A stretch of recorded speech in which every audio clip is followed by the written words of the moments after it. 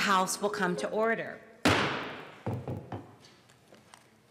This morning, the pledge will be given by Charlize Wassam, Rocky Mountain Prep, Berkeley, Denver, Colorado. Please join me to say the Pledge of Allegiance. I pledge allegiance to the flag of the United States of America and to the republic for which it stands, one nation, under God, indivisible, for liberty and justice for all.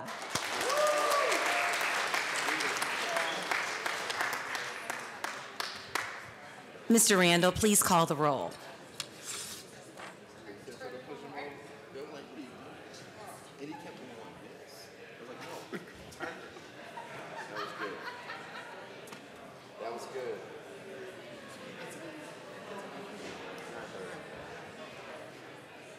Representatives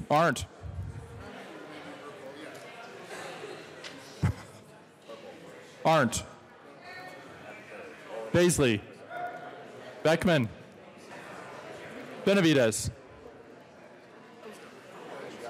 Representative Benavides,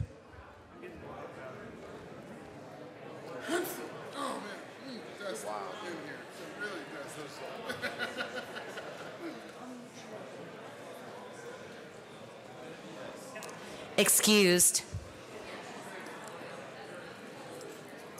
Byrd, Bockenfeld, Buckner, Wintale, Carabale, Carver, Catlin,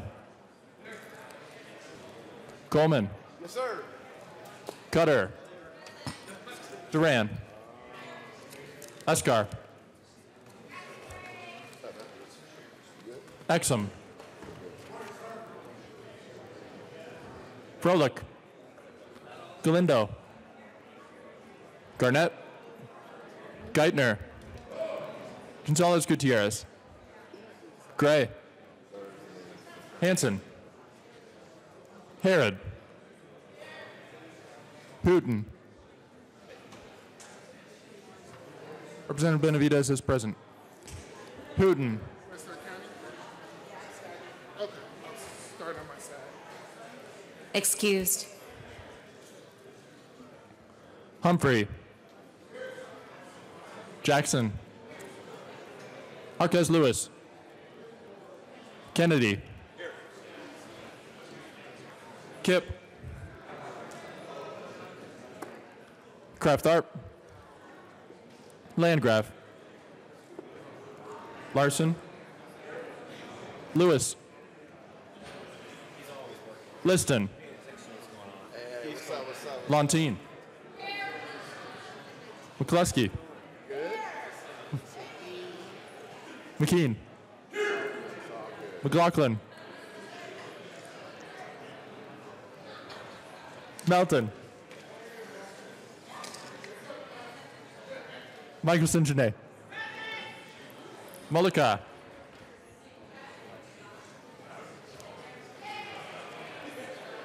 Representative Mollica, Excused. Neville, Pelton, Ransom, Rich, Roberts, Sane, Sandridge, Singer, Sirota, Snyder, Soper, Sullivan, Tipper,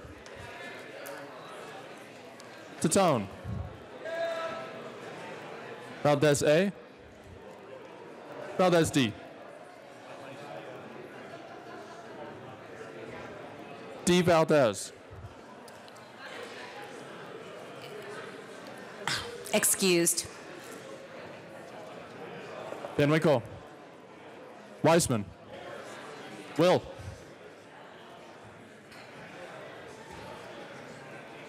Will, oh, there's Williams, Wilson,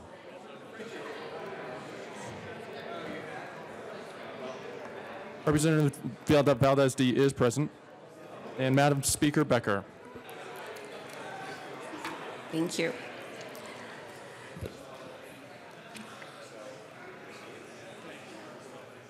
Excused.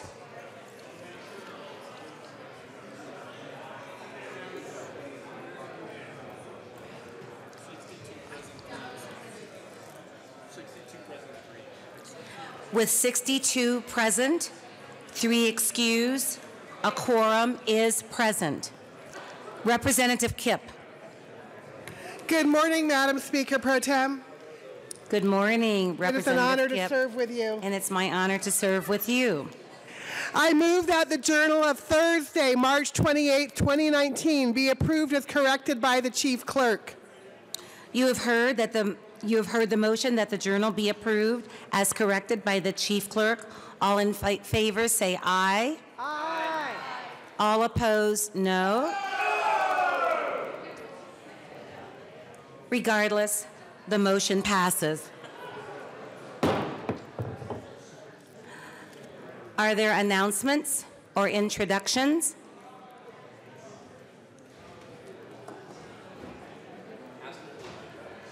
Excuse me? Yes.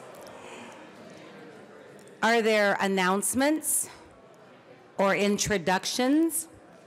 Please come forward.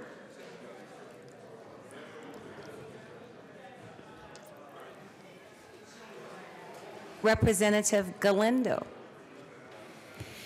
Thank you, Madam Speaker Pro Tem.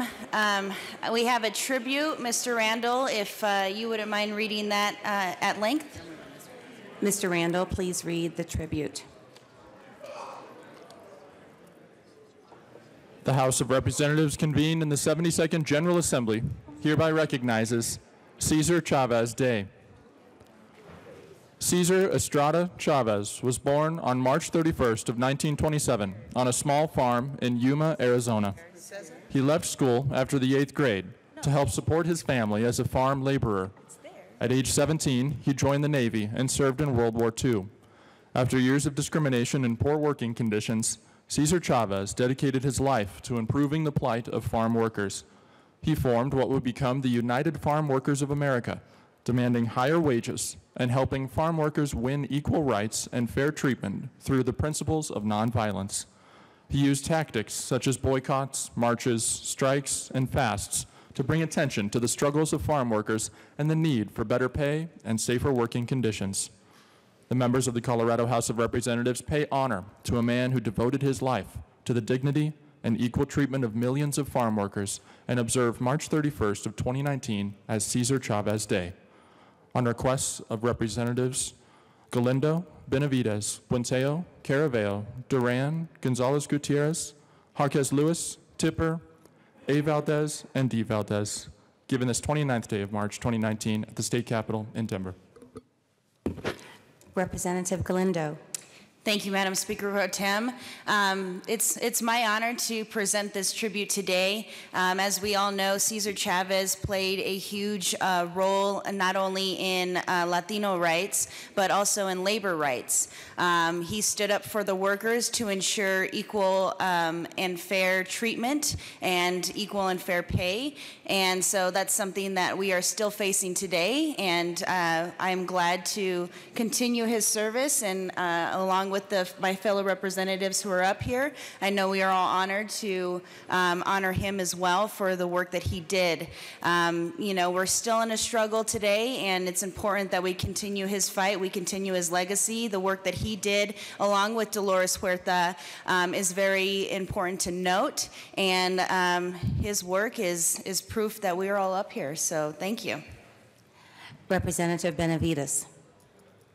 Thank you, Madam Speaker Pro Tem. And members, I am wholeheartedly support this tribute, and I hope that you will join us in this, because Cesar Chavez was a man who was a quiet man, who was worried about feeding his family, just like the other farm workers who he worked beside. And it was certainly Mexican farm workers, United States farm workers, Filipino farm workers, that they all joined together to form the United Farm Workers. And this is understatement when you hear they formed the United Farm Workers, because this was before the internet.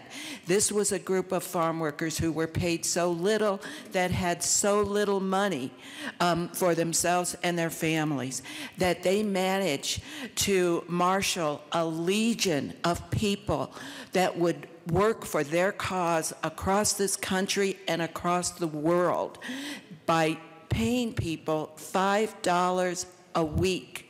They worked their hearts out for the cause of these workers. One of my roommates in the mid-70s was one of those people. She worked for $5 a week. She was out there on the picket lines, talking to people, getting them to boycott grapes, boycott lettuce. That's what got it there. All of us who did that played a role in that. So it was across the country. I was lucky enough to hear Cesar Chavez speak twice when he came to the state, and he was the most selfless individual. It was about the workers. And in those times especially, we talk about health reasons and the pesticides. They were all over the place. These people didn't have the basic sanitary conditions in the fields. So what he did was remarkable.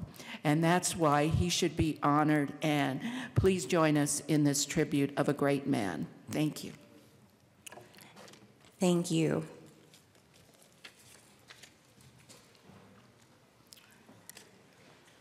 Are there additional introductions or announcements? Yes. Representative Catlin. Good morning. Good morning. It's an honor to serve with you, Madam Speaker Pro Tem. And it's an honor to serve with you, Representative Catlin. It seems like I just saw you a few minutes ago. I agree. Members, if I could have your attention real quickly. Today's a special day in the Capitol again. People from Montrose, Colorado came to visit the Capitol to find out about what goes on here. And I want to tell you that I'm proud of you. You all acted good. But this is a group of people who have taken time out of their lives to become leaders in their community. The community of Montrose is a powerful little town, believe me. When they make up their mind to do something or to get something, they go out of their way, and you better get out of their way because they're going to get it. And part of that is because we've had some tremendous leaders in that community. We've, really from the early 1900s until today. And some of those future leaders are sitting here with us today. If they'd stand up, I'll introduce you to them and let you know their names. Julie Andrus, Jamie Holmes, Savannah Haney, Bill Bell, by the way, he's the city manager, Juliette Carr, Penelope Powell, and Paulette Woods. Would you welcome them to the House of Representatives? Thank you.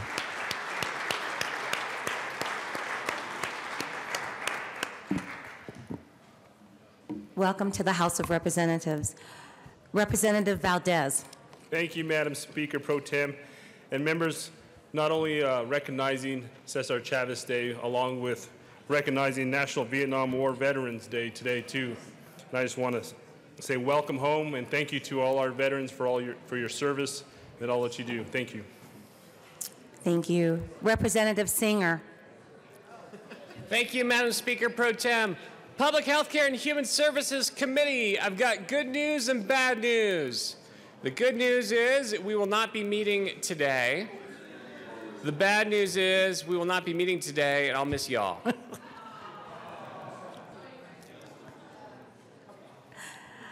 Are there additional announcements or introductions?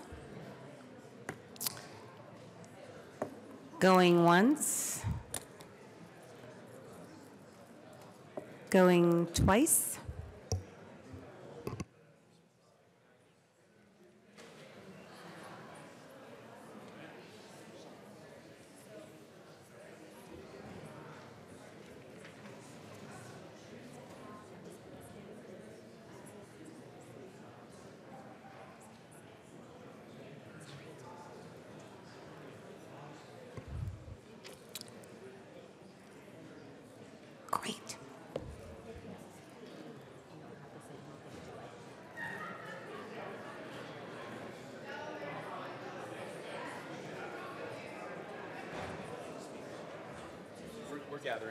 just deciding what we can grab one of the binders. Come on down.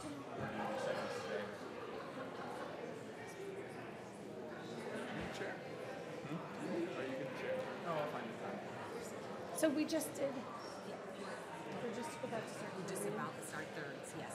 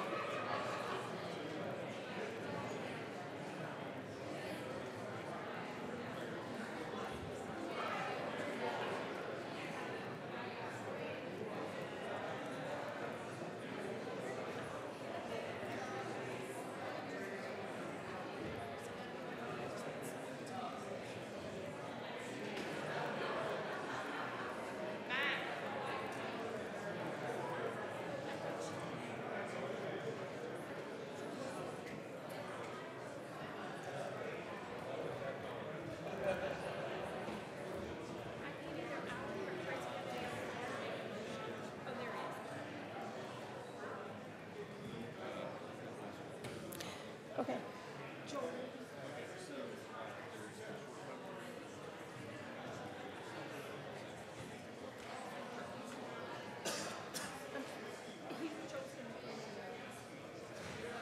Okay, third reading. The next order of business is third reading of bills, final passage. Mr. Randall, please read the title of Senate Bill 138. Senate Bill 138 by Senators Priola and Winter, also Representative Byrd, concerning bonding requirements for contractors that are party to certain public-private initiatives. Majority Leader Garnett. Thank you, Madam Speaker. I move for the passage of Senate Bill 138 on third reading and final passage. The question before us is the passage of Senate Bill 138 on third reading and final passage. Is there any discussion? Seeing none, Mr. Randall, please open the machine and members, please vote.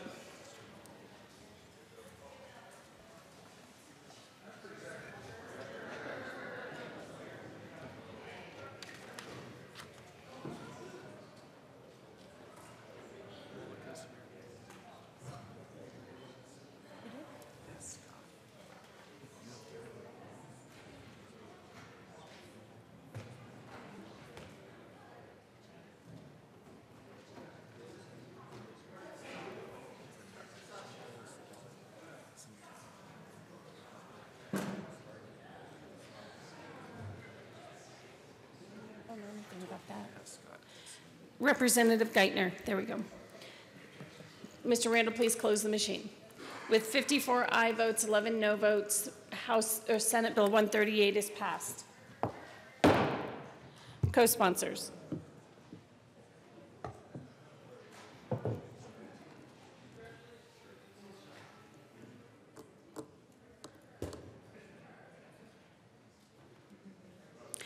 Please close the machine.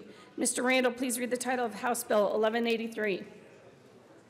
House Bill 1183 by Representative Roberts, also Senator Bridges, concerning the placement of automated external defibrillators in public places in connection therewith making an appropriation. Majority Leader Garnett. Thank you, Madam Speaker. I move for the passage of House Bill 1183 on third reading and final passage. The question before us is the passage of House Bill 1183 on third reading and final passage. Is there any discussion? Seeing none, Mr. Randall, please open the machine and members, please vote.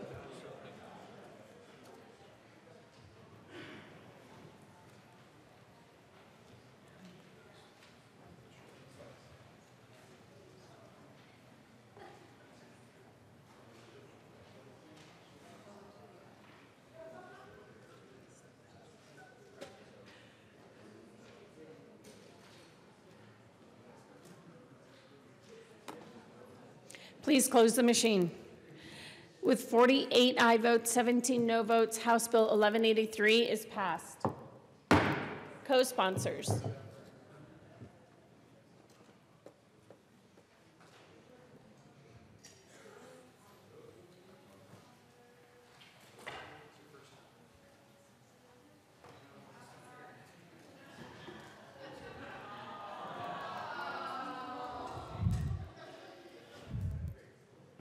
Please close the machine. Mr. Randall, please read the title of Senate Bill 97. Senate Bill 97 by Senators Story and Quorum, also Representatives McCluskey and Soper, concerning a grant program for area technical colleges. Majority Leader Garnett. Thank you, Madam Speaker. I move for the passage of Senate Bill 97 on third reading and final passage. The question before us is the passage of Senate Bill 97 on third reading and final passage. Is there any discussion? Seeing none, Mr. Randall, please open the machine and members, please vote.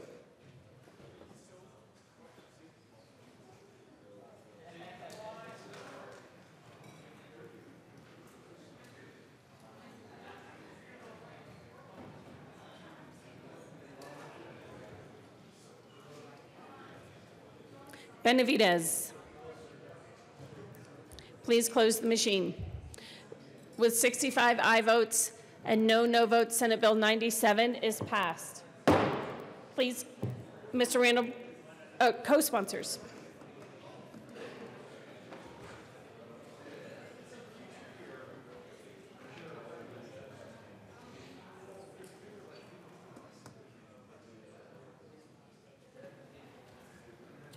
Please close the machine. Mr. Randall, please read the title of House Bill 1147. House Bill 1147 by Representative Snyder, also Senator Lee, concerning revisions to the Traumatic Brain Injury Program in connection therewith making an appropriation.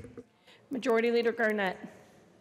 Thank you, Madam Speaker. I move for the passage of House Bill 1147 on third reading and final passage. The question before us is the passage of House Bill 1147 on third reading and final passage. Is there any discussion? Seeing none, Mr. Randall, please open the machine and members, please vote.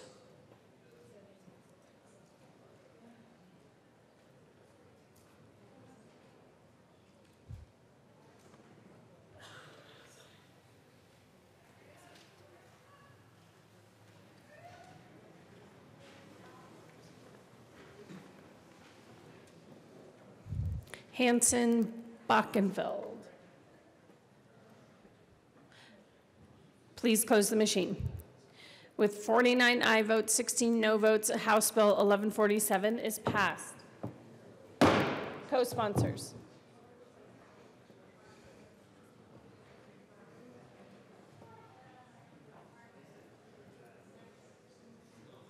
Please close the machine.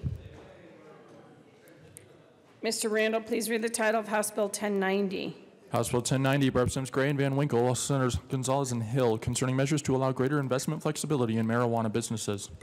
Majority Leader Garnett. Thank you, Madam Speaker. I move for the passage of House Bill 1090 on third reading and final passage. The question before us is the passage of House Bill 1090 on third reading and final passage. Is there any discussion? Seeing none, Mr. Randall, please open the machine and members, please vote.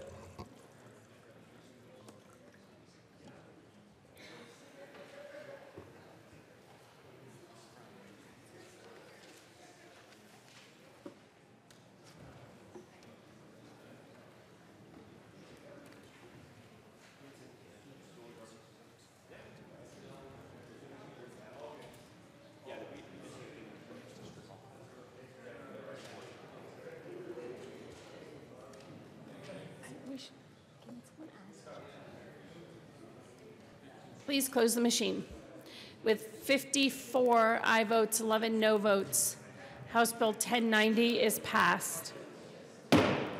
Co-sponsors.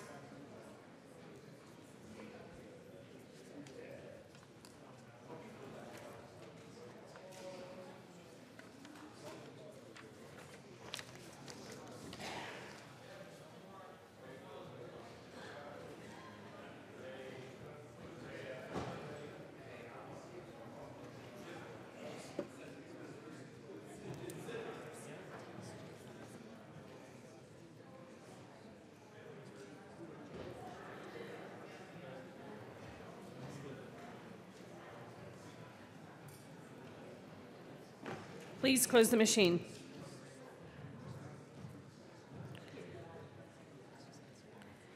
Mr. Randall, please read the title of Senate Bill 181. Senate Bill 181 by Senators Fenberg and Flood, also Representatives Becker and Caraveo, concerning additional public welfare protections regarding the conduct of oil and gas operations and in connection therewith making an appropriation. Mr. Majority Leader. Thank you, Madam Speaker Pro Tem. I move for the passage of Senate Bill 181 on third reading and final passage. The question is, I'm sorry, Madam Speaker. Thank you, Madam Speaker Pro Tem. I request permission to do a third, oh, this is the wrong one.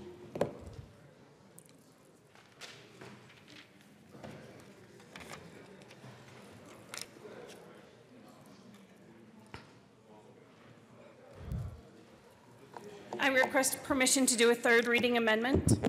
The question before the House is the Speaker's request for permission to offer a third reading amendment to Senate Bill 181. Is there any discussion? Madam Speaker. Thank you, Madam Speaker Pro Tem. We found a mistake in the board when we are professionalizing the board. That means there are going to be 5 new members.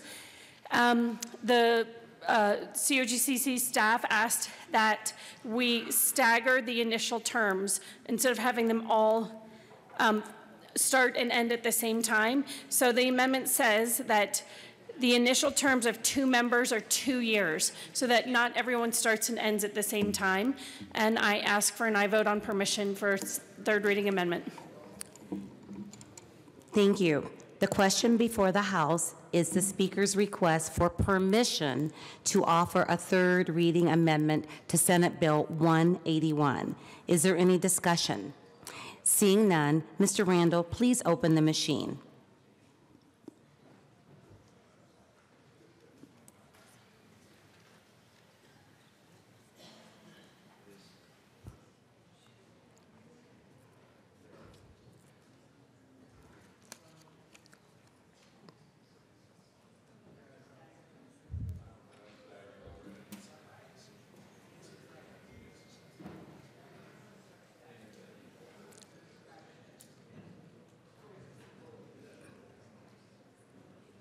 Representative Benavides, Representative Coleman.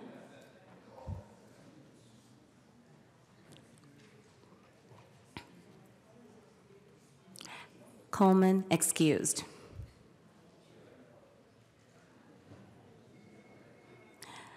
Mr. Randall, please close the machine. With 50 ayes, 14 nays, 1 excused, a majority of those elected having voted in affirmative, permission is granted.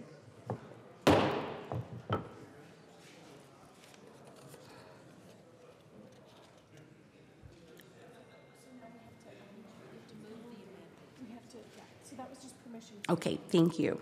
Now, I ask for an aye vote on the amendment. Yes. The question before the House is the passage of our Speaker's amendment to the third reading amendment.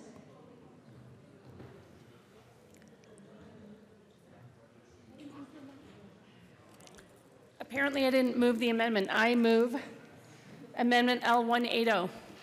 The amendment is moved. It's on display. Now, is there any further discussion on this amendment to Senate Bill 181? If not, please open the machine, Mr. Randall, and we will vote.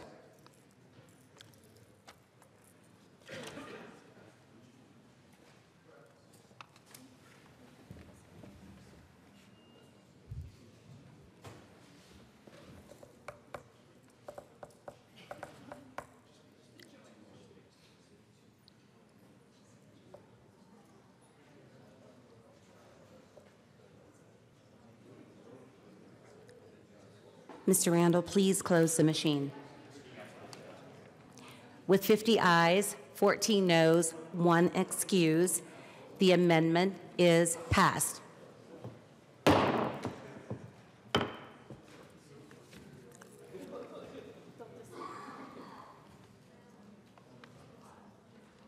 Representative Caravello.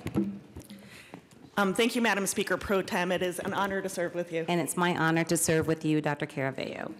Thank you, members, and thank you for staying for such a late evening last night. I really want to commend the speaker, the industry, and the community groups for their hard work on this bill. It was long fought. It's something that we've been trying to make changes on for years, and I hope that we were able to, with the changes last night, protect the health, safety, and welfare of some of the communities that are most affected by oil and gas operations.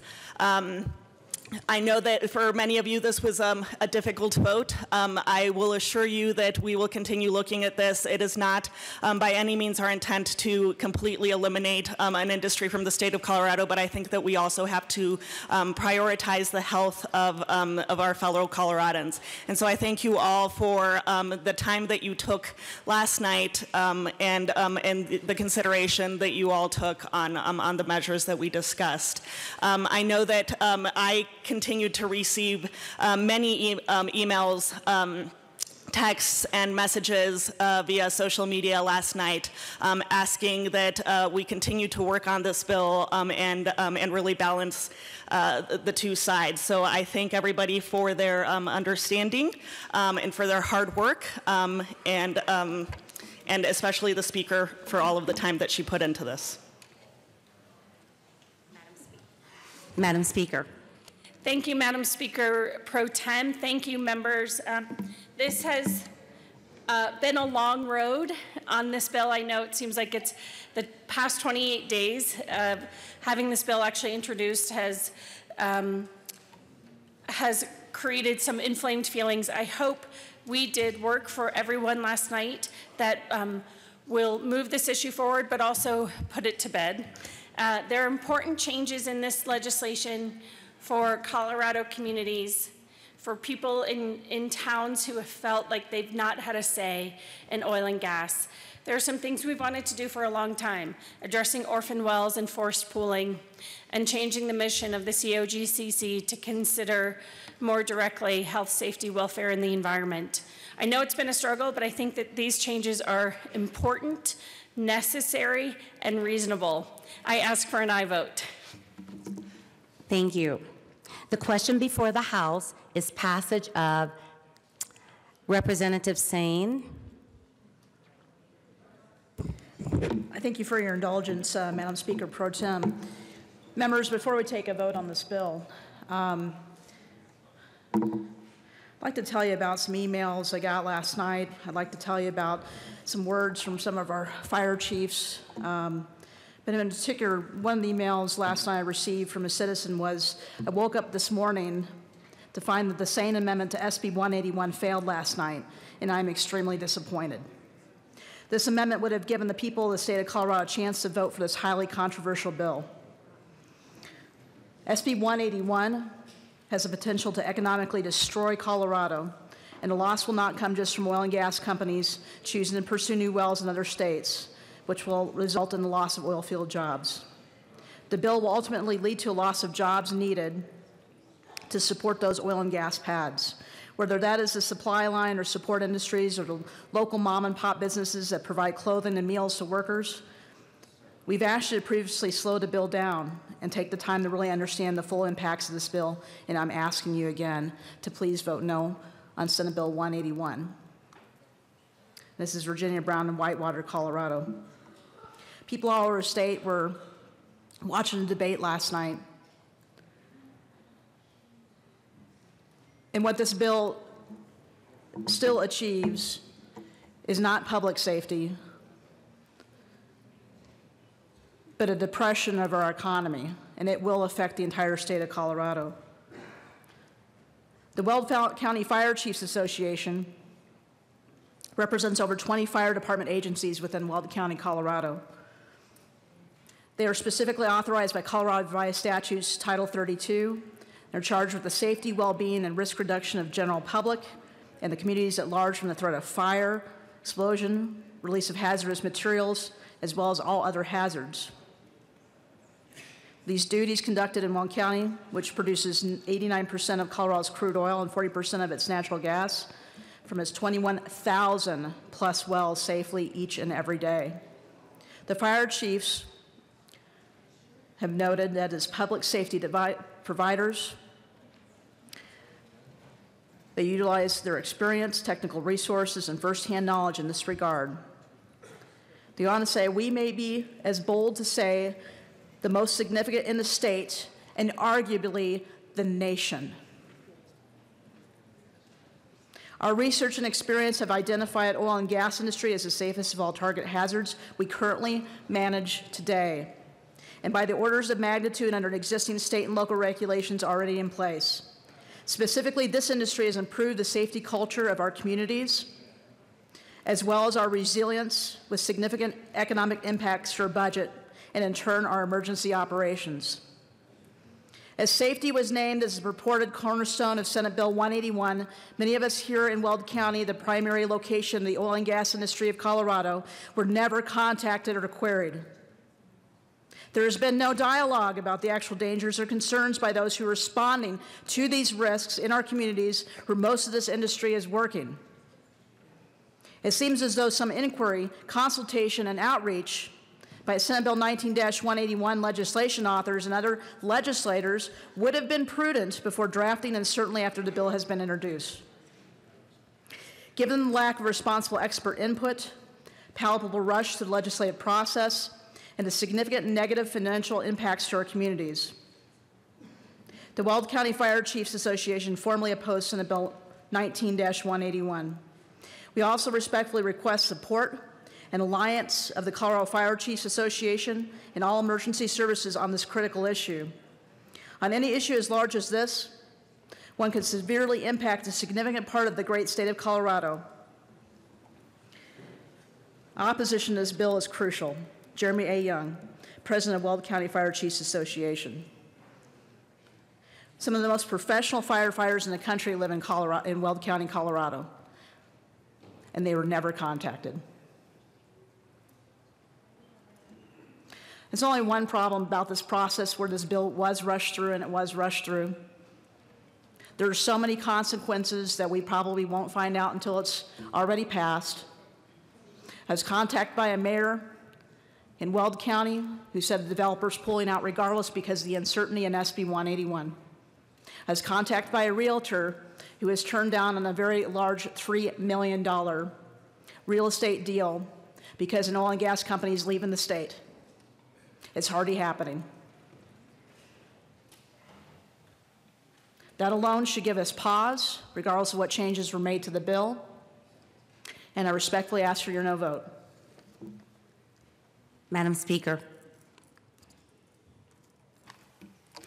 Members, communities have been trying for years to get the attention of oil and gas companies. Legislators have been trying for years to get the attention of oil and gas companies. None of this is rushed. So much of this legislation has been introduced year after year after year. And oil and gas never had to take any of it seriously. They never had to sit down and negotiate with us. For too long, those communities were saying, wait a minute, we have to do something about forced pooling. Wait a minute, I need to have a better say in where you're siting your well in my backyard. So none of this is rushed. There's a lesson here. If you're going to ignore people for a long time and then suddenly they have a voice,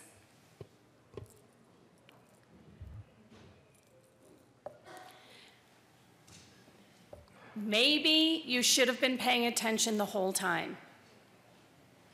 You suddenly want people to have a voice to start including you when you haven't been included for years? We did ask for and get technical expertise. We did meet with hundreds of people in the industry. And this bill has been in the legislature for 1 month. Folks in the industry want certainty. People in their communities want a voice This bill will give both. And I find it incredibly frustrating that when folks got so frustrated and they went to the ballot and they were able to get a measure on the ballot, and the oil and gas response was to propose Amendment 74 that didn't consult anyone in government, in local communities, in the legislature. And they were asked by local governments all over the state, don't do this. Don't try and bankrupt our government. What did they say? They didn't take their measure off the ballot. They didn't listen to anyone in local communities. They wanted a tit for tat. There's a way to avoid all of that.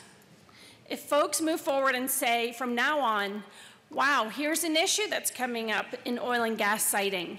Here's an issue that's coming up for communities. Let's all sit down together. Wow, there's an idea. Maybe we could take that approach. At least now, through their local governments, communities will have a say. They will have a voice. That matters. This achieves something.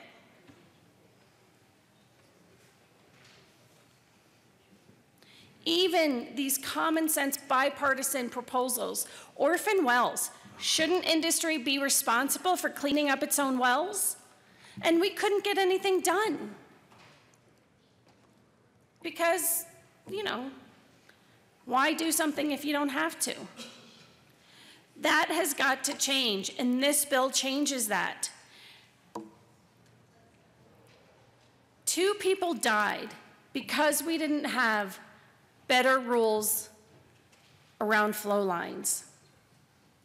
And more people could die, and we need to take bigger, better steps than what have been done in the past.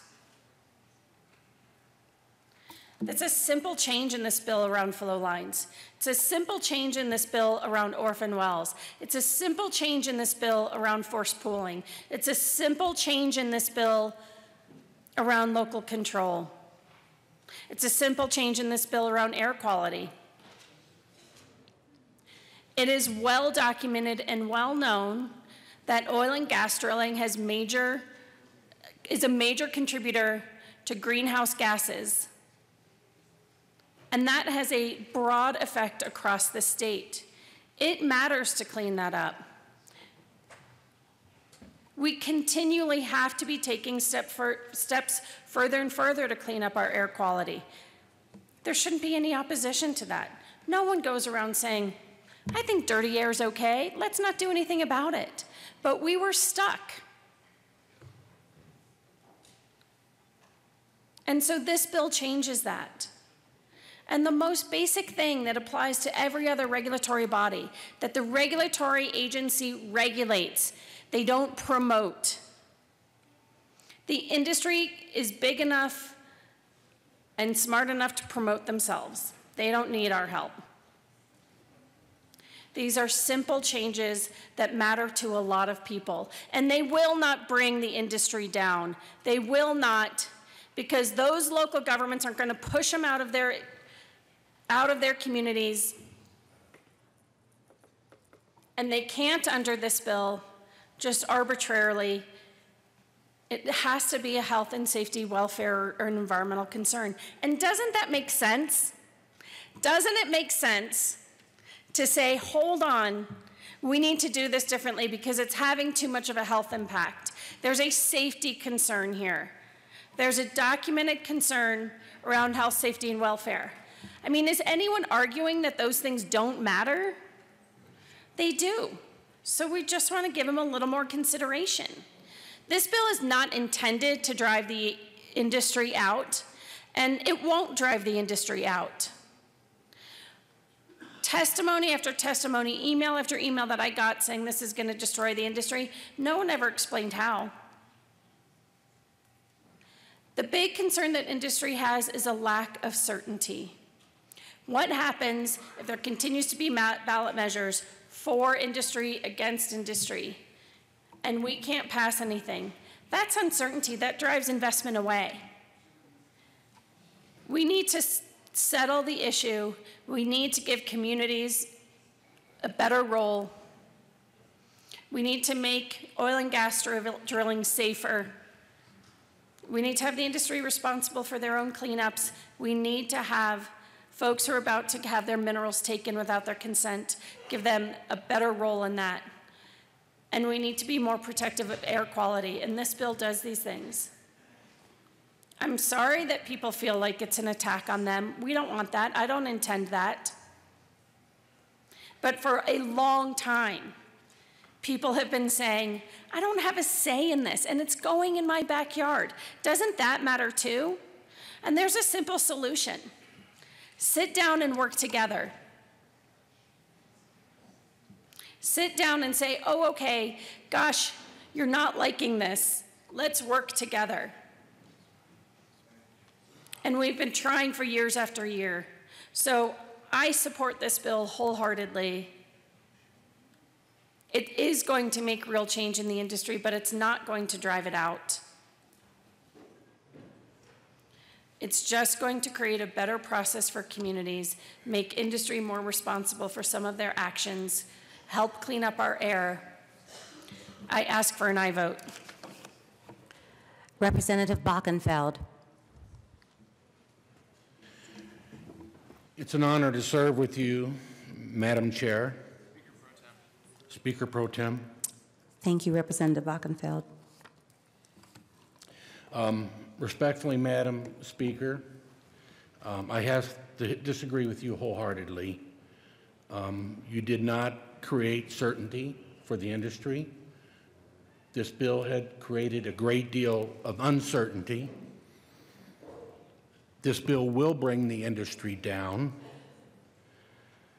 and it will drive the industry out of the state of Colorado. And let me explain to you why. Oil and gas takes a substantial investment, an investment that many times it has to be made by publicly traded companies who have stockholders who they have a fiduciary responsibility to.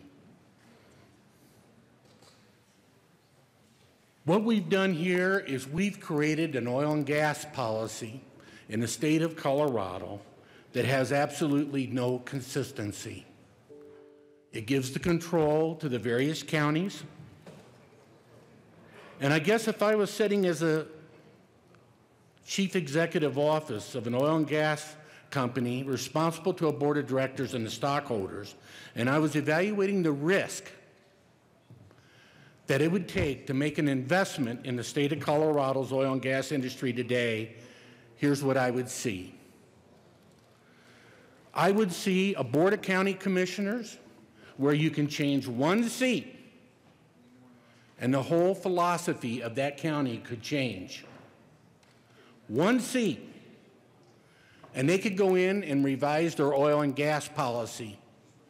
Why would I make a multi-million and billion-dollar investment in this industry that's been made over the past few years, knowing that one election or every 2 years the risk is increased and my investment is on the bubble? I think it's very arrogant for the supporters of this bill to believe that they can continue on and kick the oil and gas industry, and they will smile and will continue on to do business. Nobody does business and makes investment when there's not a level of predictability on a potential return. And we took that level of predictability away with this bill.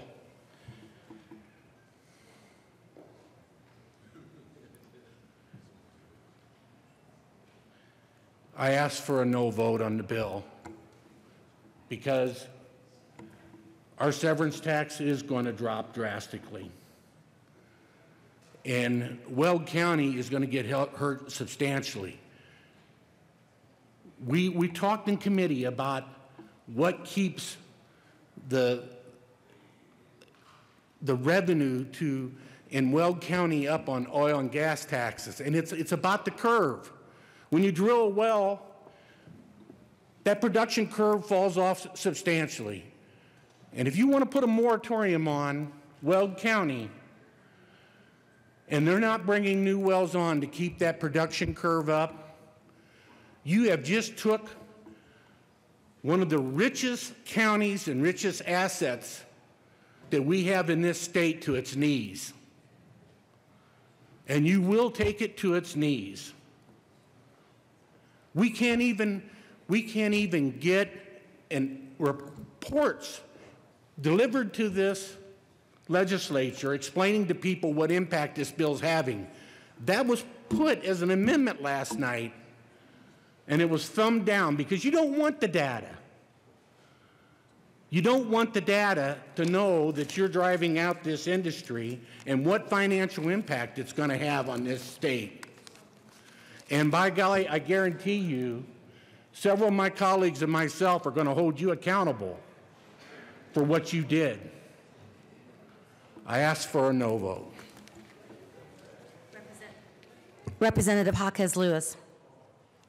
Thank you, Madam Speaker Pro Tem. Members, this is personal for me. I can't help but think about Aaron Martinez today. I can't help but think about Aaron's brother Mark and Joey Irwin.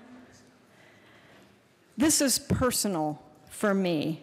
In 2017, I became a oil and gas impacted citizen. My wife, who is a hospice nurse in Lafayette, and I got a letter from Crestone that said they were going to put one of those massive production pads 500 feet from my kitchen. We held our hands, we sat on the floor, and we cried because we knew what that meant was going to happen to us and our health and our neighbors and the entire area around us. The risk of explosion, and it's not 2 people that died, it's actually 4. There were 2 maintenance workers in Meade that died in 2017, and no one ever talks about them. Do you know how many explosions happened that year? It was more than 1 a month. There were 14 in 2017. The Firestone Fire Department almost ran out of the spray that they used to put out those explosions. This is personal for me, members. The voices I am going to share with you are my neighbors. Catherine Darcy, I'm lying awake due to your pernicious business practices, and it is 2:30 in the morning, September 15th. This was posted on the Crestone Facebook page. Aaron Treese Gallagher, stop poisoning us. I have a daughter who now has 3 to 5 nosebleeds a week. She is constantly complaining from a sore throat. I now have to use an inhaler. Monica Korber, my neighbor, you're keeping us up at night and we are suffering. Erica Stutzman Deacon, with all due respect, Crestone, I haven't slept more than a few hours at a time for weeks. My life is ruined. My career is being ruined. 10:10, 11:33 p.m. Valerie Swanson, I'm awake. It's 2 a.m. again last night. When is this going to end? Kyle Roth, you are putting people through hell. Posted on the Crestone Facebook page, October 12th, 3 a.m. You are putting people through hell. We have had enough. Enough of putting pipelines ahead of people. Enough of putting profits ahead of people. Members, for the sake of my health, my neighbor's health, Colorado's health, let's get this passed. Thank you. The question before the House is passage of Senate Bill 181 as amended on 3rd reading and final passage. Mr. Randall, please open the machine.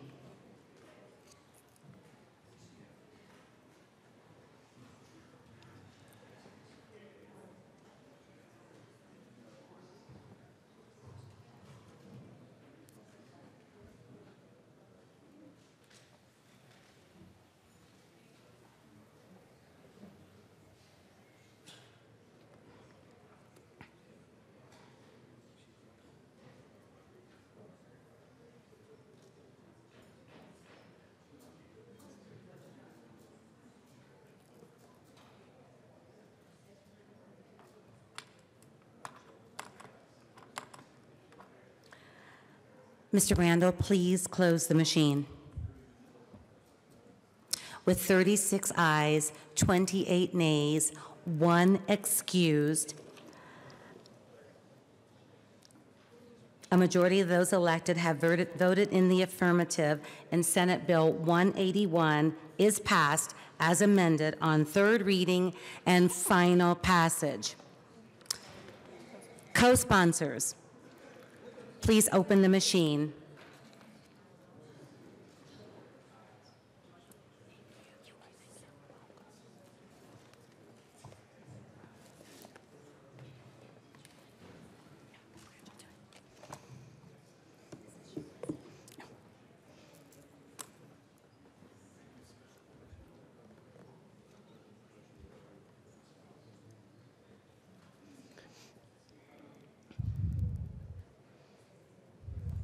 Please close the machine. Assistant Majority Leader Kennedy.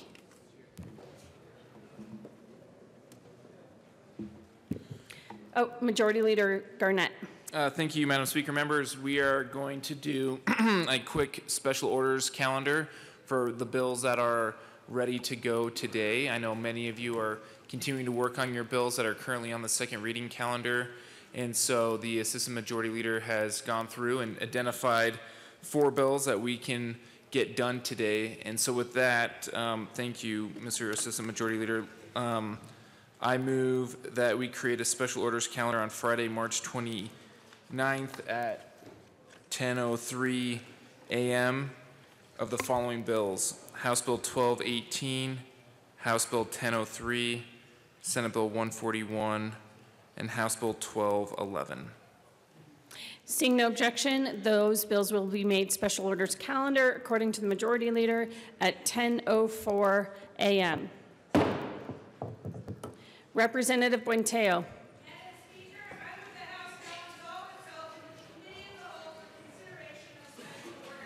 You have heard the motion. Seeing no objection, Representative Buenteo will take the chair.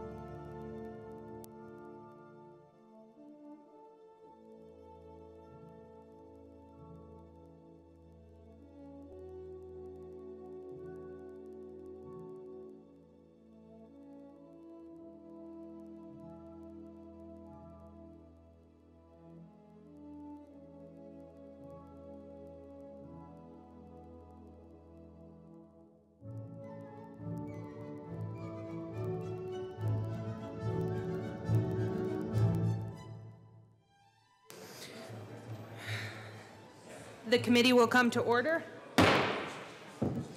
With your unanimous consent, the bills will be read by title unless there is a request for reading a bill at length. Committee amendments will not be read unless requested, as they are printed and in your bill folders. Floor amendments will be shown on the screen and on your iPads and will not be read unless requested. Bills will be laid over upon motion of the majority leader, and the coat rule is relaxed because it's Bow Tie Friday. All right. Mr. Randall, please read the title of House Bill 1218.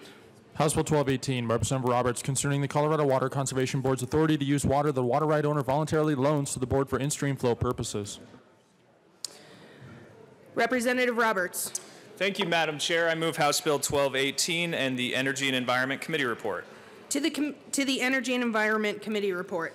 Thank you, Madam Chair. In the Energy and Environment Committee, we added a few amendments. One stripped a part of the bill that got a lot of the stakeholders to neutral. We took out a provision that would have expanded the program.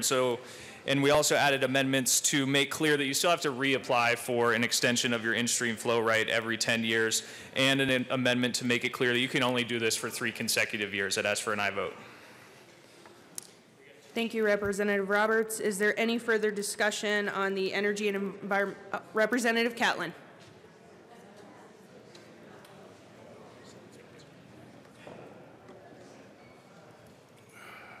Thank you, Madam Chair. It's an honor to serve with you. It's an honor to serve with you. Thank you. Colleagues, I come down here today to talk about water, which is near and dear to my heart. I think most of you know that.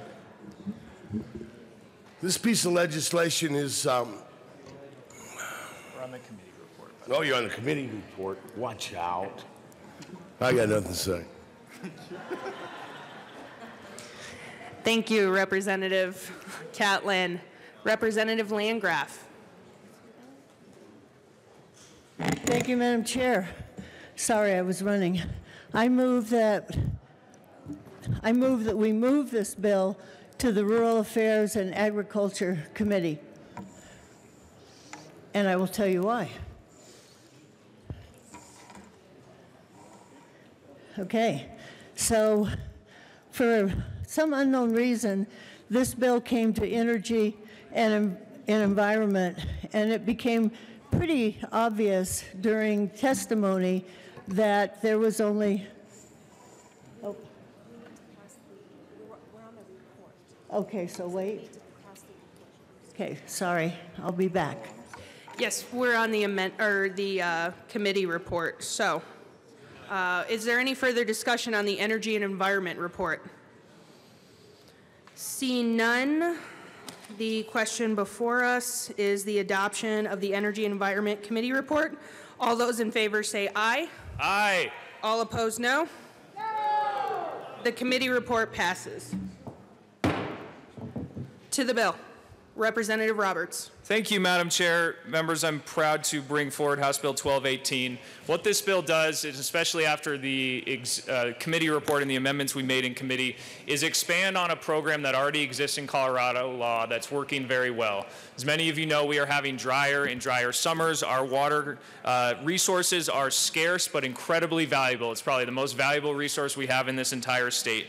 What this bill will do will expand on a program that this legislature created in 2004 to allow for 2 more years of in-stream flow rights to be used on somebody's private property rights. Somebody's water rights are their own private property. This allows them to make the decision to keep their water in the river if they want to for 5 out of 10 years and then reapply to do it for 2 more 10-year periods. This program has worked incredibly well in Colorado, has allowed streams like the Yampa River and other rivers to preserve their stream health for the benefit of the fish, for the outdoor recreation economy, and for the natural environment of that area. This is a voluntary program. Nobody is forced to do this. This is somebody's own personal private property right that we allow them to be more flexible, and it's something we need as we grapple with our water resources in Colorado. I'd ask for an aye vote. Thank you, Representative Roberts. Representative Landgraf. Thank you, Madam Chair. Not to repeat myself, but I move that we move this bill to the Rural Affairs and Agriculture Committee, and I'd like to tell you why. So we had 11 people on that committee on Energy and Environment. We had 1 substitute, and that was Representative Catlin, and it was pretty apparent that he was the only person on the committee who really knew about water. In fact, I think the chairman of the committee made a comment that she really, was unclear about this topic. So given that, I mean, they were talking about things I'd never heard of.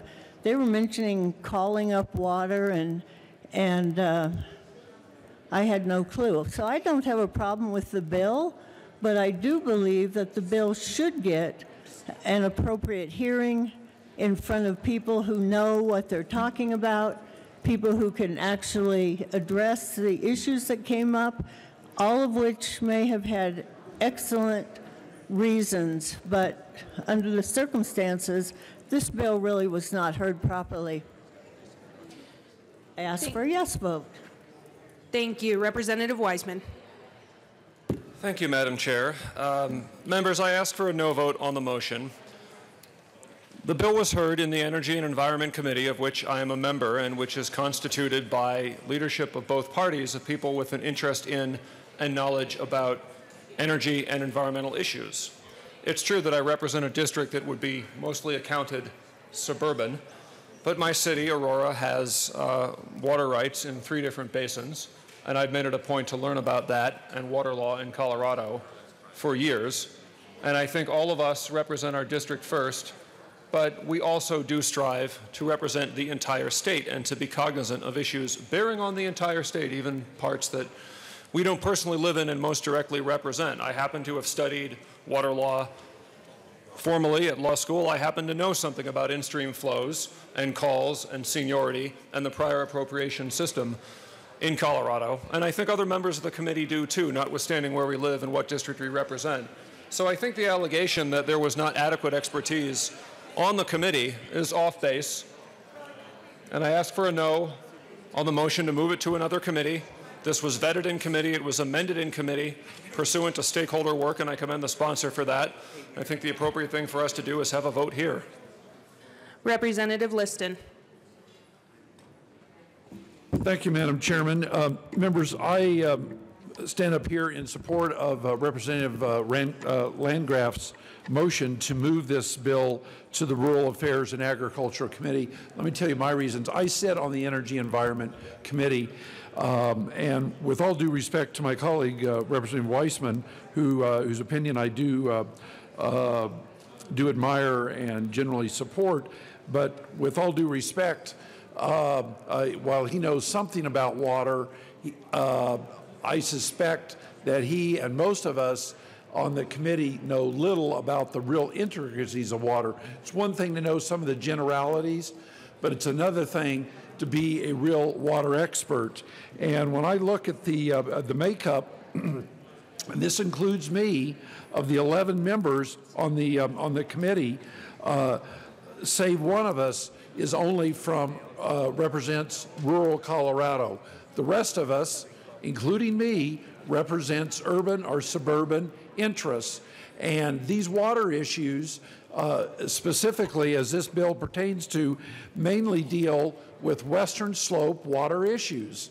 And if it had not been for Representative Catlin, who is not on the committee but was filling in for the only member on our committee who represents rural Colorado, we would not have had anybody on the committee that really knew diddly squat about water. And I give all due credit to my colleague, Representative Catlin, who we all know and acknowledge in this very body is an acclaimed, knowledgeable expert on water issues. He was the only member in that committee who really knew intelligent questions to ask because he lives, eats, sleeps, and dies water issues. And even the sponsor, the good sponsor of this bill, was had difficulty in trying to explain and answer some of the detailed questions as it pertained to the water issues. We heard from a variety of witnesses who are acknowledged experts on water issues and were strongly against this bill. If this bill is so great, why should it not go to the very committee that is titled the Rural and Agricultural Committee? of which the bill sponsor sits on as the chairman of the committee. We're only asking that it go to the very committee that really has oversight over these issues. I ask for an aye vote on this motion. Mr. Majority Leader. Thank you, Madam Chair. It is an honor to serve with you. It's an honor to serve with you. Members, first, thank you, Representative Landgraf, for this discussion. But, you know, this bill, House Bill 1218, was sent to the Energy and Environment Committee by the Speaker. It has to do with stream health. It has to do with environmental health. She's right here. She wants to talk more about why she sent it there. But this is a procedural motion to send it back or send this bill to a different committee, and I would ask for a no vote. Thank you, Mr. Majority Leader. Representative Sane. Thank you, Madam Chair. Well, members of this body, how many of you are experts in water law? There's a few of you. Do you sit on that committee that it went to? No, you don't. I would challenge any member of the Energy and Environment Committee to describe what historic flow means or return flow means. There should be some kind of basic test if you're going to hear a bill like this, especially one as damaging as this one. I support this motion and ask that you please consider it. Madam Speaker. Thank you, Madam Chair.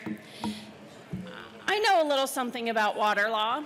I studied water law, I practiced water law, and I assigned this bill to the Energy and Environment Committee because I think the members of the Energy and Environment Committee are completely competent to understand the concepts in here, and this bill is about the environment. So when I created committees this year, I decided to highlight environmental concerns as a priority here at the Colorado Legislature. This bill is about environmental concerns. That's what that committee does.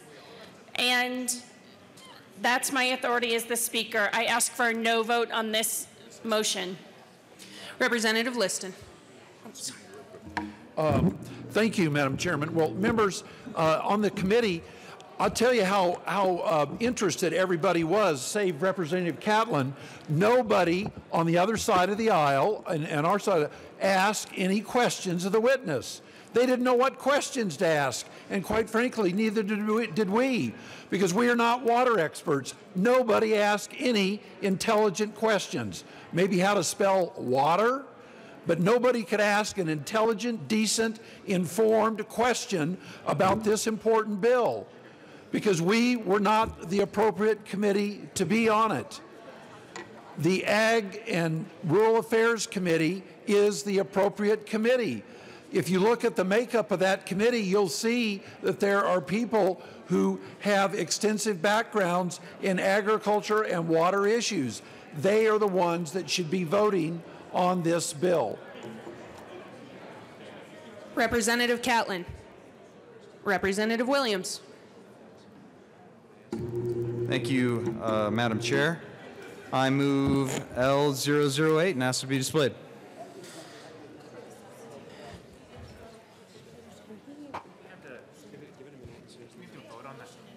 Oh, we no, to the motion, Representative Williams. I apologize. I will get out of the way. Thank you, Representative Williams. Representative Catlin. Thank you, Madam Speaker. It's an honor to serve with you. It's an honor to serve with you, Representative Catlin. Colleagues, I do appreciate this argument. I do appreciate this debate. It would have been good to have had it in ag. I'd like to have seen it in ag. I'll support this motion, but more than likely, I would like to talk about the bill. So I'd ask for a yes vote.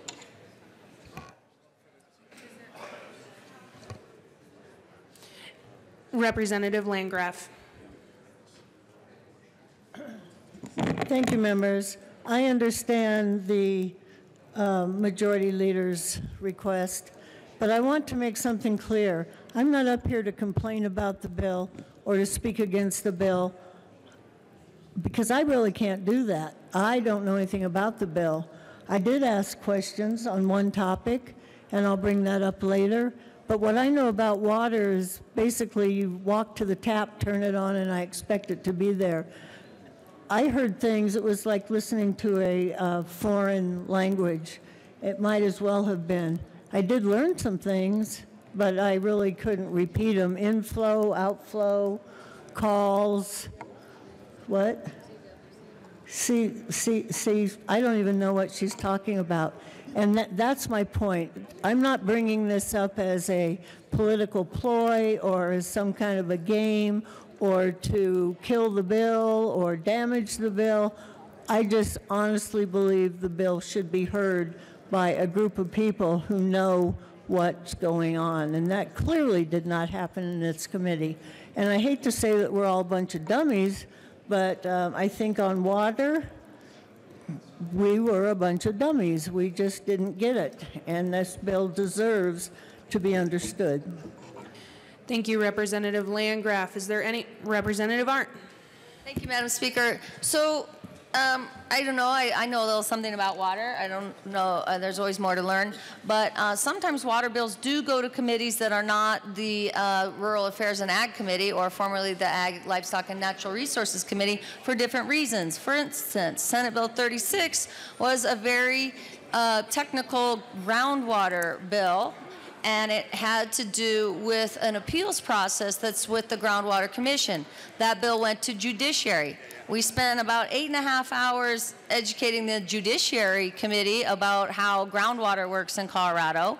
And why that bill was before them was because the groundwater, the way groundwater works and the way we administer groundwater in Colorado, they needed to know about that, so they make a decision on the bill. But fundamentally, that bill was about a judicial process.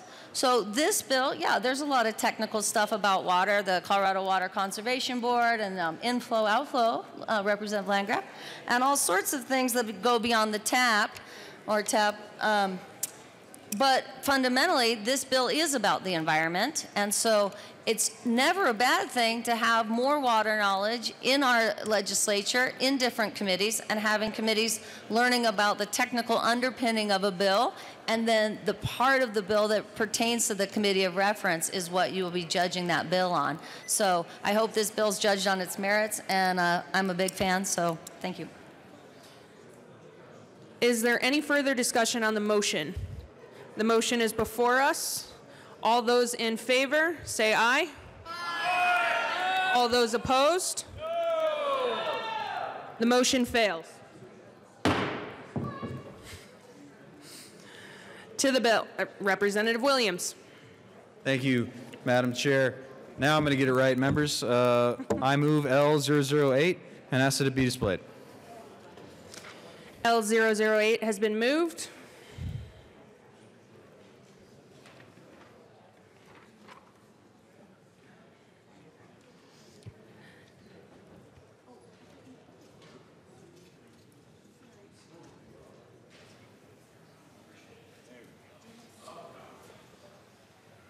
The amendment is properly before us. Please proceed. Representative Williams. Thank you, Madam Chair. I simply ask for a yes vote. Representative Roberts. Thank you, Madam Chair. I ask for a title ruling. A title ruling has been requested. There will be a brief recess.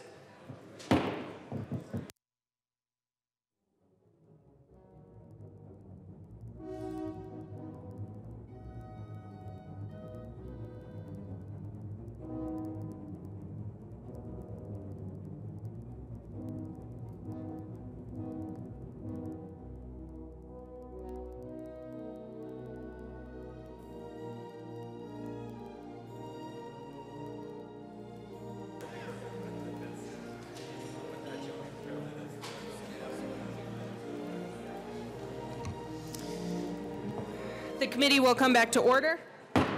The chair rules that the amendment does not fit under the title. To the bill. Representative Williams. Thank you, Madam Chair. I understand why you ruled against it. Shucks. Thank you. Thank you, Representative Williams. Is there any further discussion to the bill? Representative Ransom. Thank you, Madam Chair.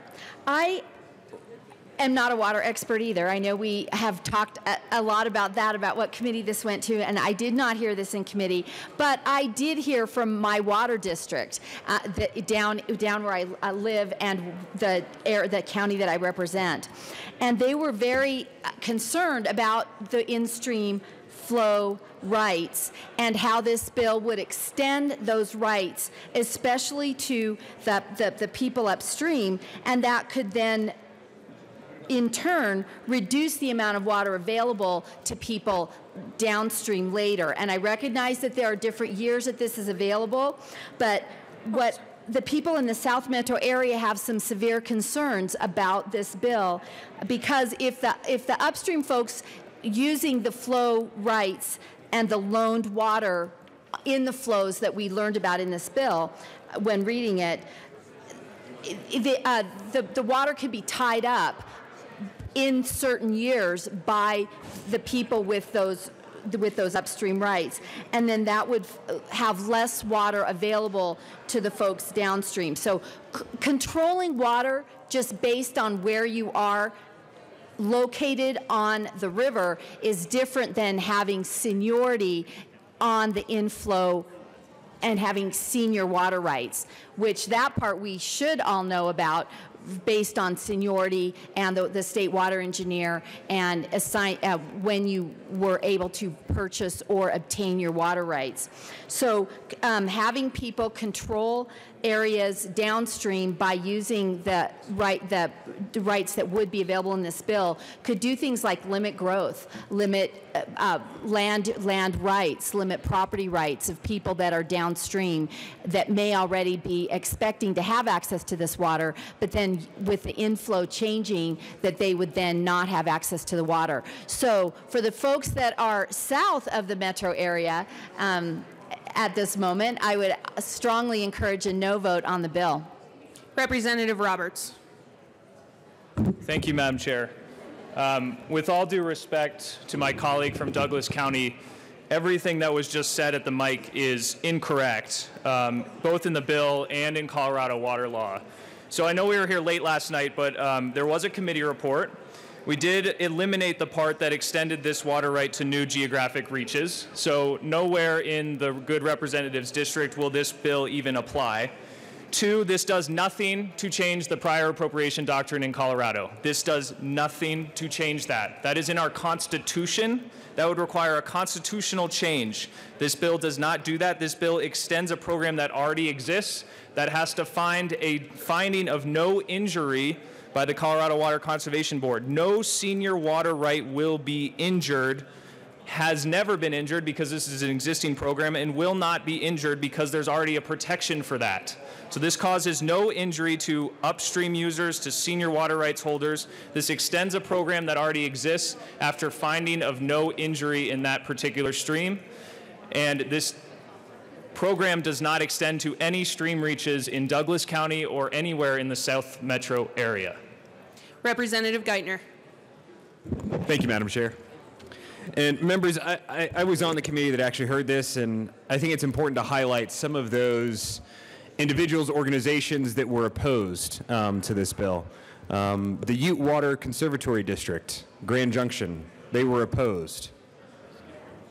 East Cherry Creek, they were opposed. And here's 2 that know water incredibly well. First one would be the Farm Bureau. They understand the impacts of water on the ag community. And we also have the Colorado Cattlemen's Association. They too were opposed to this bill.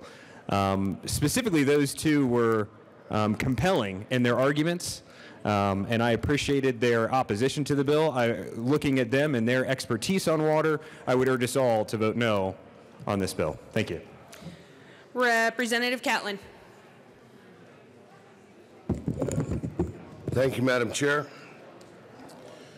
Colleagues, this discussion should end up being about the way things are happening up in the mountains and in particularly high mountain pastures. This piece of legislation right now will change a program that the state of Colorado already has. We have the ability to loan water to the stream for 3 years out of 10 years. This piece of legislation will come along and add another 10-year contract, if you currently have one, and another potential 10-year contract at the end of that one. Currently, you can only fallow your ground, in other words, move the water off of the land and put it in the stream or the creek for 3 years out of 10. This bill will allow that individual to move water off of their property for 5 years out of 10. So one of the things that I want to talk about, and we talk about a lot of things in here, and I want to keep it kind of a straight conversation in regards to what we're doing here. This will give the owner of that place the opportunity to do this. I'm not here to interfere with the private property rights of that landowner.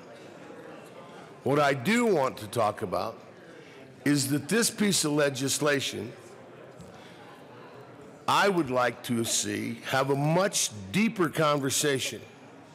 I would like to have seen it at the Water Resources Review Committee so that we could have had this robust discussion about water, return flows, whose ox gets gored, those kind of things. But we didn't have that opportunity. So rather than just debate the fact that some of these programs are injurious or not injurious, that kind of conversation, what I'd like to do is to talk about if there's an opportunity for us to have this conversation and help. Representative Catlin, that motion failed. To the bill, please. I'm talking about the bill. It sounds more to me like we're talking about the discussion that we had in the motion to move it to rural affairs. No, ma'am. That was voted on. And I'm talking about an interim water committee that's a function of the House and the Senate. Then please continue to the bill. Thank you. This gives us an opportunity to have that discussion. So we're going to have that discussion here today. The opportunities for people to look the bill over and have a discussion about it weren't there. This bill was prepared by, in my opinion, special interests that don't really understand what agriculture is and how agriculture is impacted. You've heard us talk about return flows. Return flows don't necessarily have to be the water that you leave in your place and it comes back to the creek. If I don't irrigate my ranch up above yours, none of that water gets into the groundwater and moves across into my neighbor's place, which is called sub-irrigation. Sub-irrigation is incredibly complex. You can't figure it out from just looking at the surface.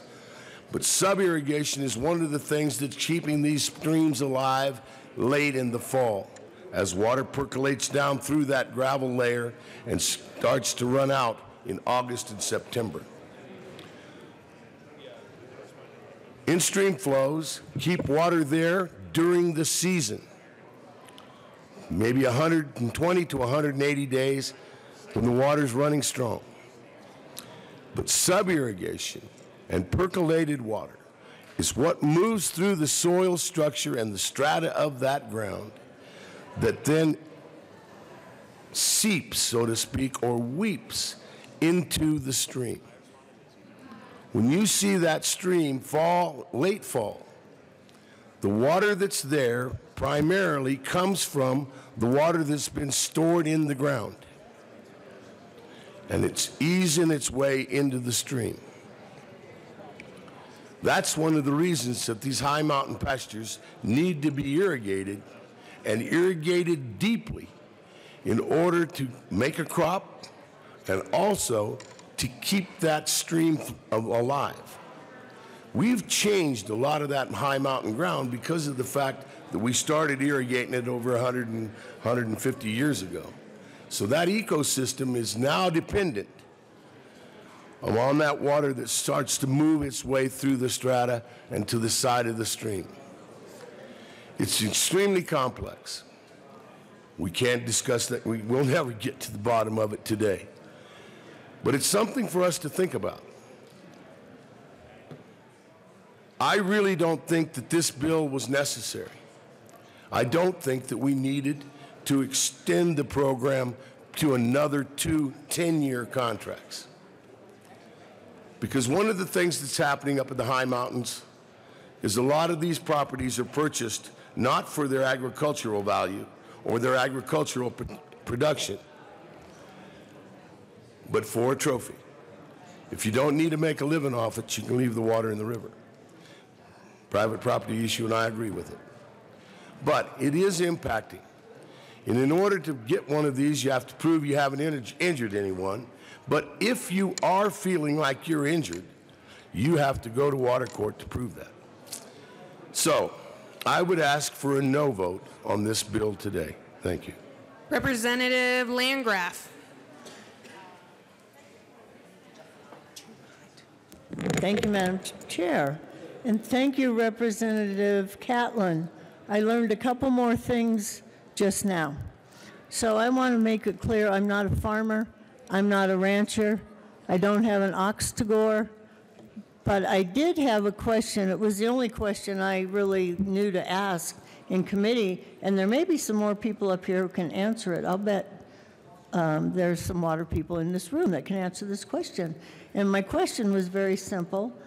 If you are, I don't know, above or below whatever's going on here, and you're injured, my point is if you're injured, so your water, you no longer have your water for whatever reason, and therefore your crops don't grow, I assume that's what happens, because you're above or below the call. I want to know what happens to the injured person. What recourse do they have when their crops don't grow or they don't have the water they need? Simple question. Nobody seemed to be able to answer. What is the recourse for the injured party? Representative Herod. Thank you, Madam Chair. And while I don't have an answer for your question, I do know someone who does, and that's former mayor, former state representative of House District 8, Wellington Webb, who is in the chamber today, also made various appointments to the Water Commission. It's good to see you, Mayor. Feel free to have side conversations. Thank you.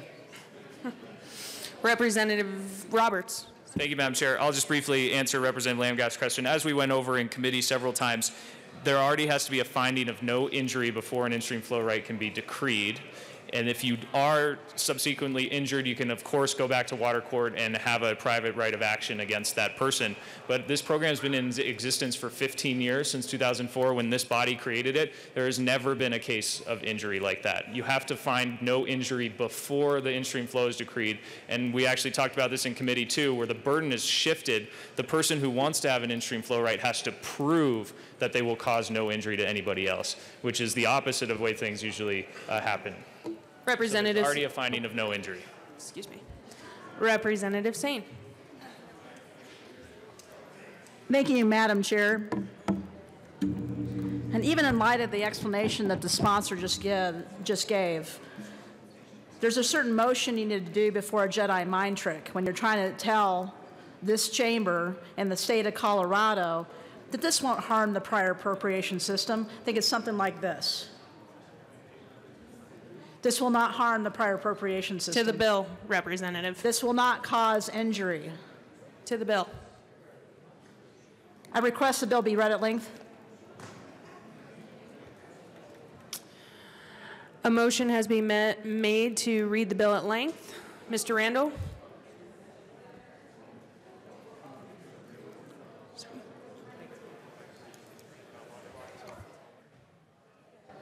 First, 72nd General Assembly State of Colorado introduced LLS No. 19-0327.01 Jennifer Berman X 3286 House Bill 19 to 1218 House Committees Senate Committees Energy and Environment A Bill for an Act concerning the Colorado Water Conservation Board S101 authority to use water that a water right owner 102 voluntarily loans to the board for INST Ream Flow 103 purposes. 104 Bill Summary. Note: this summary applies to this bill as introduced and does not reflect any amendments that may be subsequently adopted. If this bill passes third reading in the House of Introduction, a bill summary that applies to the re-engrossed version of this bill will be available at http://lake.colorado.government. Under current law, the Colorado Water Conservation Board, subject to procedural requirements established to prevent injury to water rights or decreed conditional water rights, may use loaned water for House sponsorship. Roberts, Senate sponsorship, none. Shading denotes House amendment. Double underlining denotes Senate amendment. Capital letters or bold and italic numbers indicate new material to be added to existing statute. Dashes through the words indicate deletions from existing statute. Flows if the loaned water is used for preserving the natural environment of a stream reach that is subject to a decreed INS-tier flow water right held by the board. The bill expands the number of years within a 10-year period that a loan may be exercised from 3 years to 5 years and allows a loan to be renewed for up to 2 additional 10-year periods. Thank you, Madam Chair. I'll withdraw my The bill also motion expands now the that we board's can get ability back to to use the loaned bill. water for INS-tier flows to allow loans to improve the natural environment to a reasonable degree pursuant to a decreed INS-tier.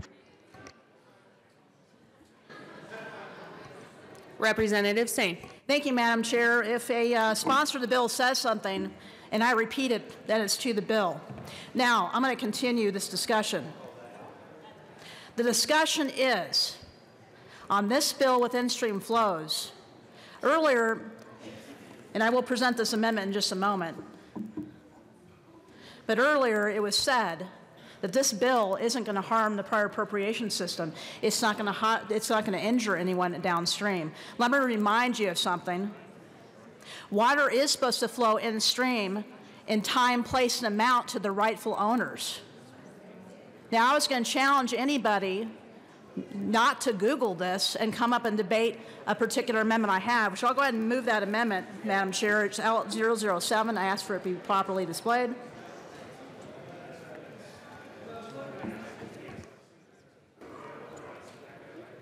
The amendment has been moved. Thank you, Madam Chair. And basically what the amendment says is this act takes effect upon a determination by the Colorado Water Conservation Board that historic levels of return flow can be assured. But Representative Catlin just gave us a fantastic lesson on what historic return flows are and what a return flow is, which is surface and subsurface water. Especially when it comes to using that water from irrigation. And what has historically happened in Colorado, we have used that water for farming. So when you apply that water to a field, the flow of that water is going to change when you no longer apply it to that field and send it downstream. That is why there are so many people opposed to this bill. This is why a version of this bill has failed almost every single year when it went to the Agriculture Committee. This is an important discussion. Now, I suppose we can put in the ledge deck that same declaration, this will not harm the prior appropriation system, this will not injure anyone, kind of like we did for a different bill. But the fact is, you cannot argue this point. Return flow will change. And if you believe that that's the case, there is going to be no injury, then let's prove it and pass this amendment. Thank you, Representative Sane. L007 is displayed and is properly before us. Representative Roberts. Aren't. Sorry. Thank you, Madam Chair. I would urge a no vote on this amendment. This is the process for changing water right to an in-stream flow right. Already goes through the Water Conservation Board. Any further discussion? Seeing none, the amendment L007 is before us. All those in favor say aye. Aye. All those opposed? No. The motion fails. Representative Roberts. Thank you, Madam Chair. Members, I do have a few amendments since we were talking about burden of proof. There are two that I want to add to make clear that the burden of proof is on the person petitioning for this type of right. So with that, I move amendment L004 and ask that it be displayed. L004 has been moved.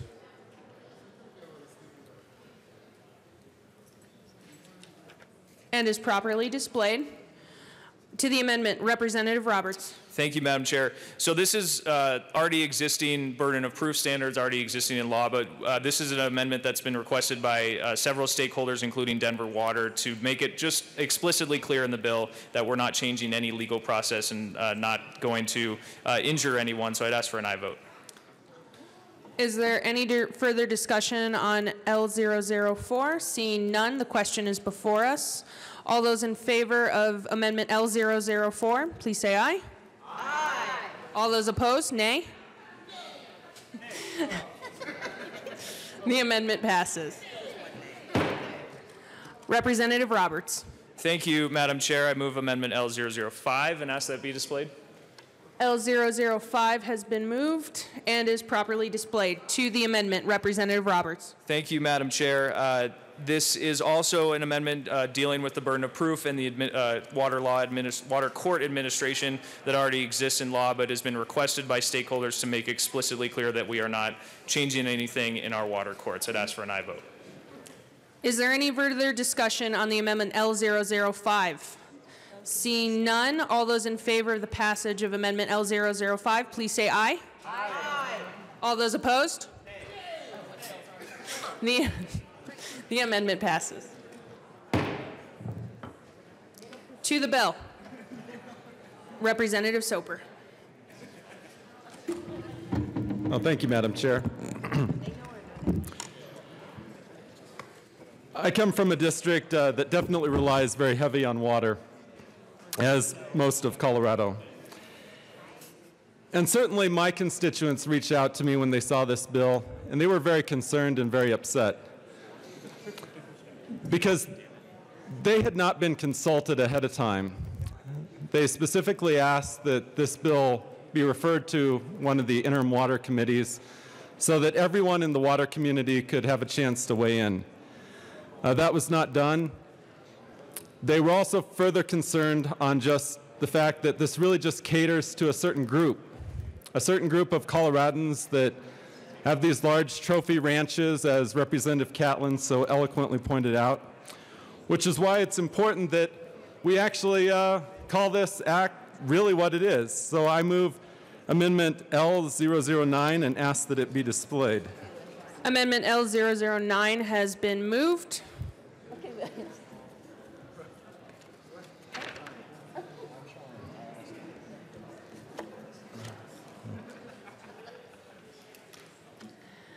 And is properly displayed. To the amendment, Representative Soper. Oh, thank you, Madam Chair. And while we read the amendment, I would like to move Amendment L010 as a substitute amendment. A substitute amendment has been moved.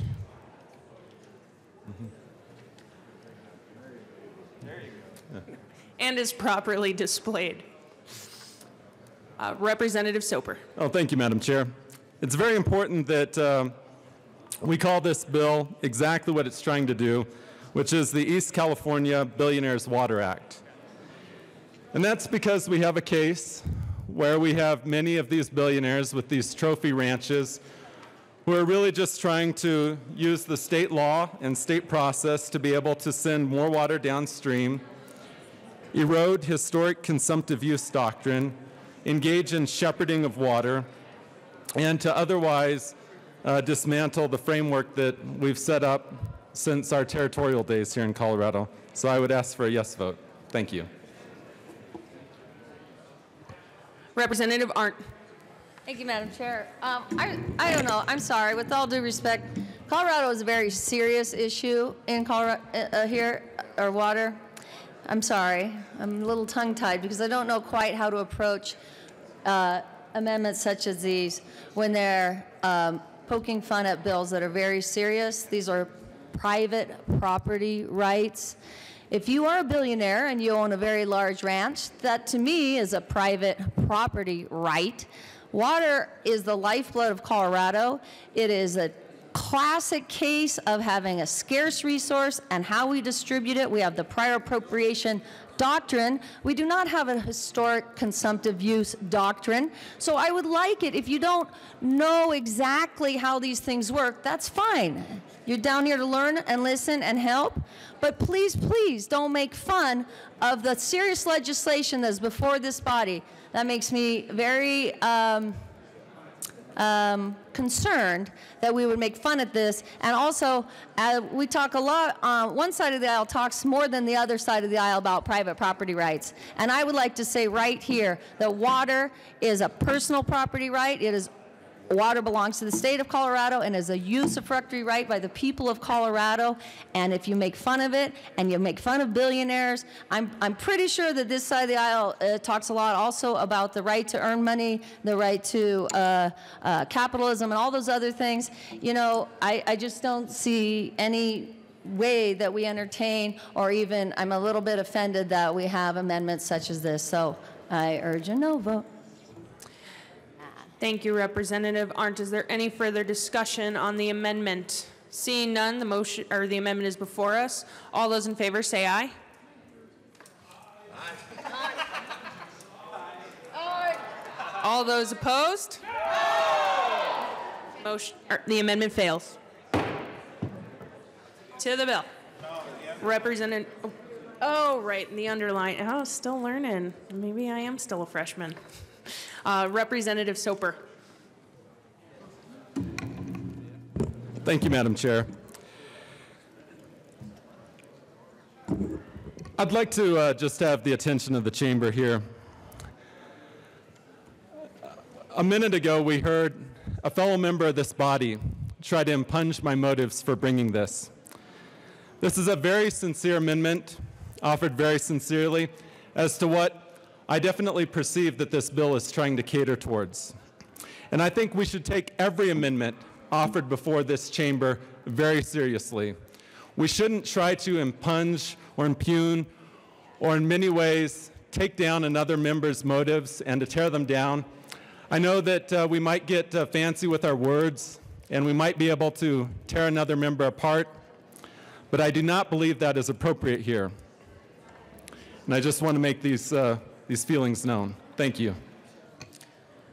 Is there any further discussion on L009? Seeing none, the amendment is before us. All those in favor, say aye. All those opposed? No. The amendment fails. To the bill. Is there any further discussion? All right, seeing none, House Bill 1218 is before us. The passage of House Bill 1218 is before us. All those in favor, say aye. Aye. All those opposed? No. The ayes have it. House Bill 1218 is passed.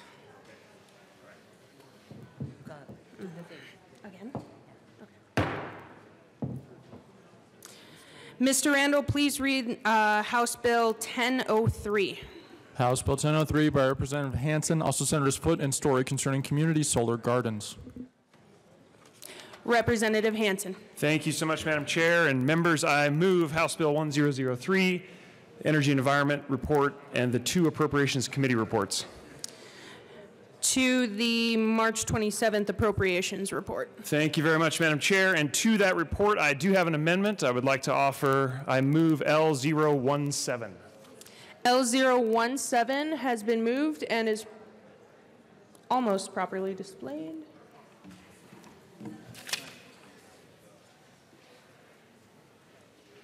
And is properly displayed. To the Appropriations Report, Representative Hansen. Thank you so much, Madam Chair. And members, we have a slight adjustment that we need to make to the Appropriations Committee report that was done on Wednesday morning. Some of the members may have heard there were some additional stakeholder work that we needed to do. We have finished that. This amendment brings folks back on board from different parts of the electrical contracting and industry. You can see one very small change here. We're basically just clarifying that it's electrical work. That modifier was needed to make sure the statutory language was specific. And I would ask your support of L017. Thank you, Representative Hansen. Is there any further discussion on the amendment? Seeing none, the question before us is Amendment L017. All those in favor say aye. Aye. All those opposed? The motion passes. The amendment passes. To the Appropriations Committee report. Representative Hansen. Thank you so much, Madam Chair. So now that we've made that small adjustment to the committee report, I ask for your support in adopting the second Appropriations Committee report. Is there any further discussion on the Appropriations report? Seeing none, all those in favor of adopting the Appropriations report, please say aye. Aye. All those opposed? No. The Appropriations Committee report passes. Yeah, you like that one. To the Energy and Environment. Oh, okay.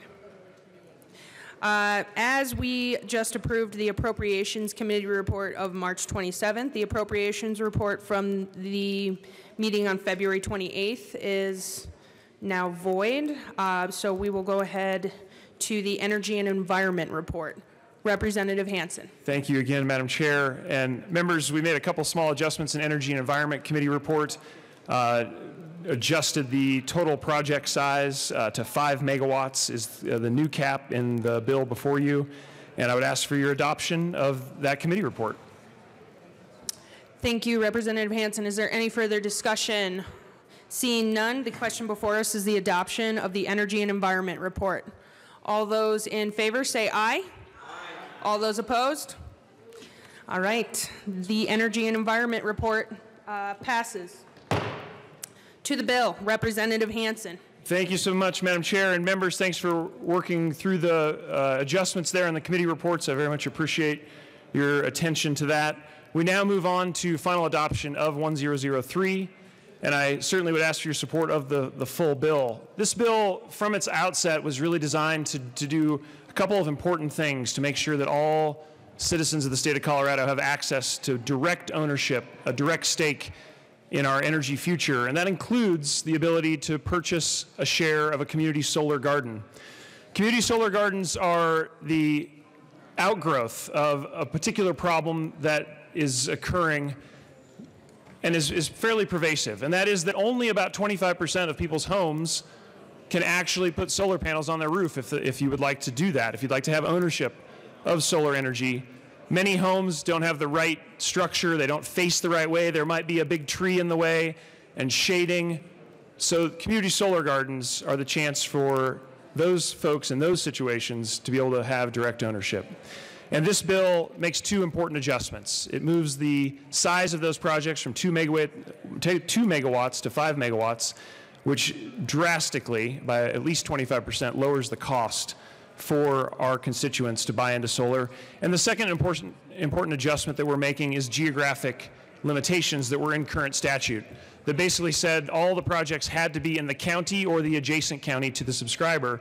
And that is severely limiting, particularly on the Front Range where land prices have increased so much over the last 10 years.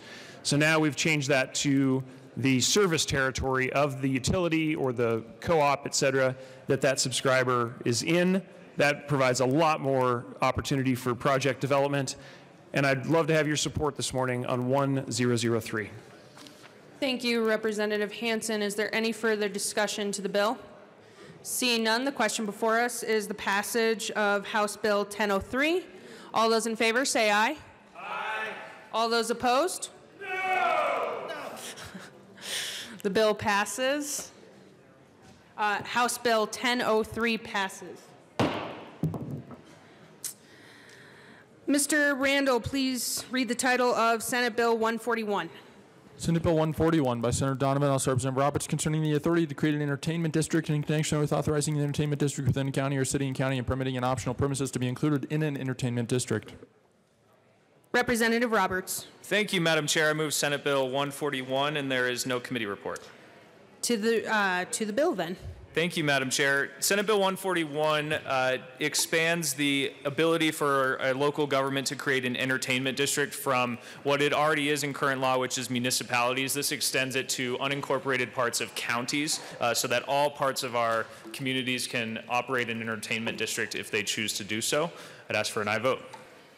Representative Williams. Thank you, Madam Chair. This is a very interesting bill, but I think it could use some room for improvement. So with that, I move L003 and ask to be displayed. L003 has been moved.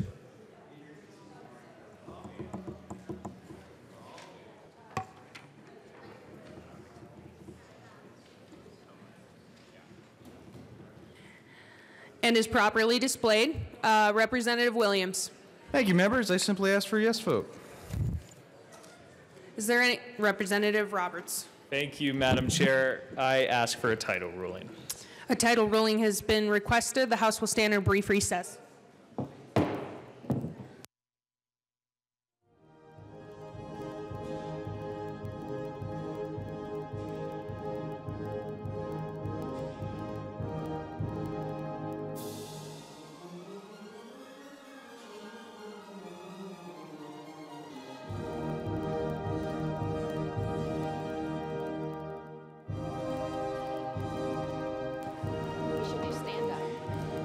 The committee will come back to order. The chair rules that the amendment does not fit under the title.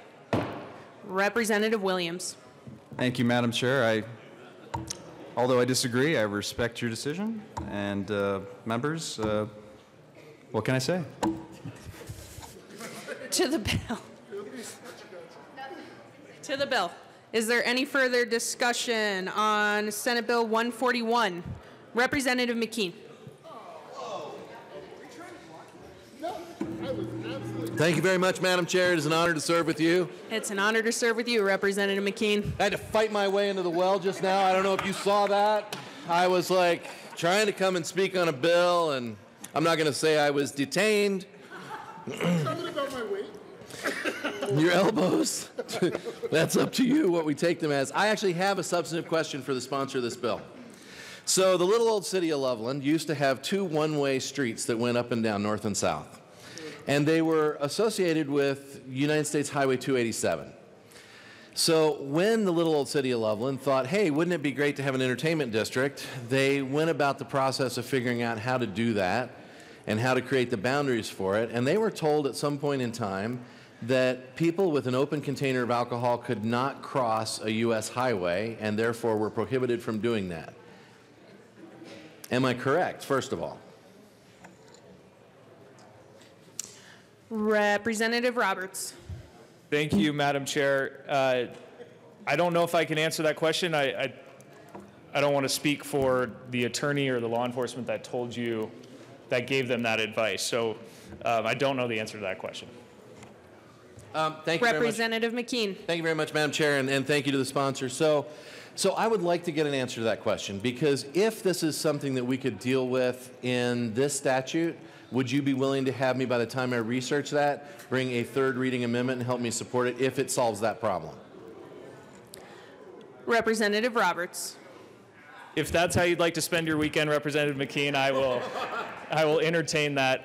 In all seriousness, sure. I mean, I guess have a question about the legal authority of a state legislator to regulate U.S. highways, but exactly. I'd be appreciated if you look into it. Thank you. Thanks. Is there any further discussion to the bill? Seeing none, the question before us is the passage of Senate Bill 141. All those in favor, please say aye. Aye. All those opposed? The bill passes. Senate Bill 141 passes. Mr. Randall, please read House Bill 1211. House Bill 1211 by Representatives Michelson, Janay, and Chavez. Also Senator Williams, concerning prior authorization requests submitted by providers for determination of coverage of health care services under a health benefit plan. Representative Michelson, Janay. Thank you, Madam Chair. It's an honor to serve with you. It's an honor to serve with you. I move House Bill 1211 and the Health Insurance Committee report. The committee report has been moved to the committee report. This committee report is a masterful work of art that took us from a place of consternation to a place of relative agreement, where the doctors and the insurance companies both felt heard and that we were able to meet needs. So certain things that we did was remove the mandatory gold carding, which is what the insurance companies colloquially call it, and make that optional. We also changed the timeline, and now we are at 5 business days for non-urgent and 2 business days for urgent, not to exceed 72 hours, and we came up with a unified definition of medical necessity. Is there any further discussion? Representative Caraveo. Thank you, Madam Chair. It's an honor to serve with you. It's an honor to serve with you, ma'am. Thank you. So prior authorizations are becoming an increasing problem for doctors' offices. Most doctors will tell you that over the last 2 years especially, the administrative burden that comes with prior authorizations has increased. Now, for those of you who are not aware of what a prior authorization is, if you go to the doctor's office and say your doctor says you have a knee injury, you need physical therapy, they do that prescription and that referral, and then your insurance company decides that they don't quite agree with that, and then they put a delay on approving it, or they ask your doctor to seek an alternative treatment. The American Medical Association has found that about 2 full business days per week are devoted in each doctor's office to completing prior authorizations. 36% of docs have reported that they have to hire staff to work exclusively on prior authorizations, and 88% say that the burden has increased over the last 5 years. 91% of doctors say that there have been delays in the treatment of their patients because of prior authorization timelines, and 75% report that at times their patients have abandoned treatment. And that's really the reason that we brought this forward.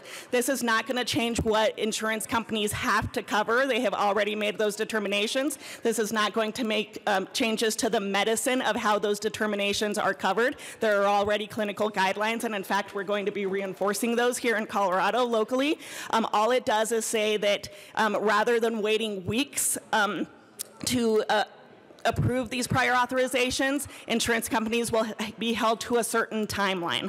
I think that this is going to really benefit the health of all Coloradans because it's going to prevent undue delays in their care simply for administrative purposes, and it's going to prevent people from abandoning treatments. It's going to make a big difference for doctors and saving health care costs because right now they have such an undue burden that they have to hire people specifically to do this. I'll tell you that in my office, we have 1 full-time employee who all she does is deal with prior auth. So this is a good bill. It's going to improve the health of Coloradans. I urge an aye vote. Thank you, Representative Caraveo. Is there any further discussion on the committee report? Seeing none, the question before us is the passage of the Health and Insurance Committee report to House Bill 1211. All those in favor say aye. Aye. All those opposed? Seeing the ayes have it, the Health and Insurance report passes. To the bill. Representative Michelson-Janae. Thank you, Madam Chair, and Representative Dr. Caraveo gave a very good summary of the bill because the committee report certainly brought the bill together, and we urge an aye vote. Is there any further discussion? Representative Williams. Thank you, Madam Chair.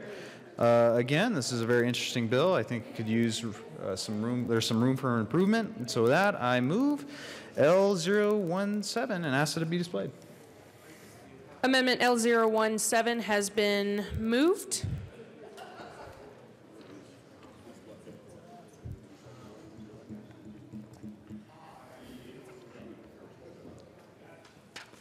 And is properly displayed. Representative Williams. Thank you, Madam Chair. I think this is a great and important thing we should add to the bill, and I ask for a yes vote. Representative Lontine. Thank you, Madam Chair. This bill is about making sure that everybody follows the same rules when authorizing medical procedures. This bill is not about expanding coverage to add any benefits. So I ask that this be ruled out of order for title. A title ruling has been requested. The House will stand in a brief recess.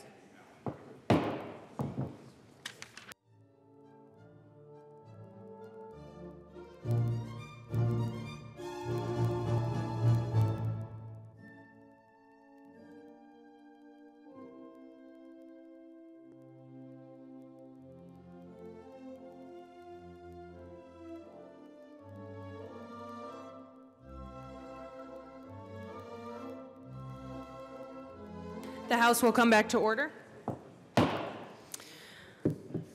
The chair rules that this amendment does not fall within the bill title. Representative Williams. Thank you, Madam Chair. Again, I do disagree, but I certainly respect your decision.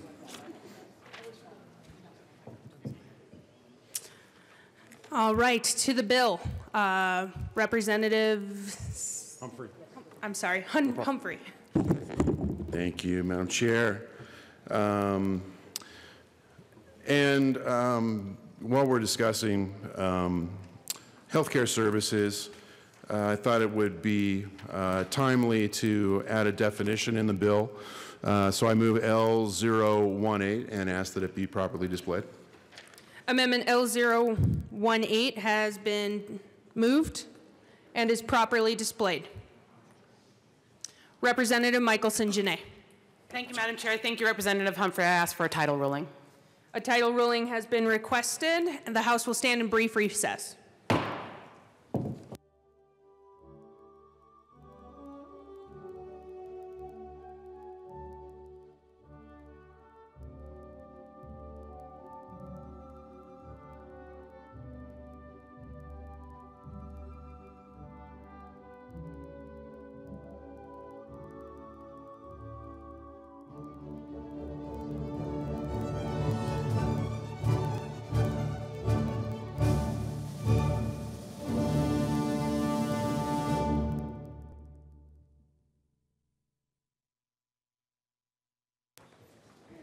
The committee will come back to order. The chair rules that the amendment does not fit under the title. To the bill. Representative Baisley. Thank you, Madam Chair. I want to address the two amendments that were just called out of order. First of all, I have deep respect for the sponsors of the bill, and in particular, Representative Caraballo, coming from the medical field and just great integrity there. I believe that the basis for this bill is sound, and what it does is it expedites what all of us need, and we all have stories within our family or ourselves directly when we wait too long and suffer needlessly for delays for authorizations to try to stay within the rules of healthcare, of our healthcare plan. So this is a good thing to address and worthy and a proper role of government. The reason that these amendments are brought up is because Planned Parenthood, out of the blue, shows up to testify in favor of the bill, which raises all the suspicions. It raises the suspicions.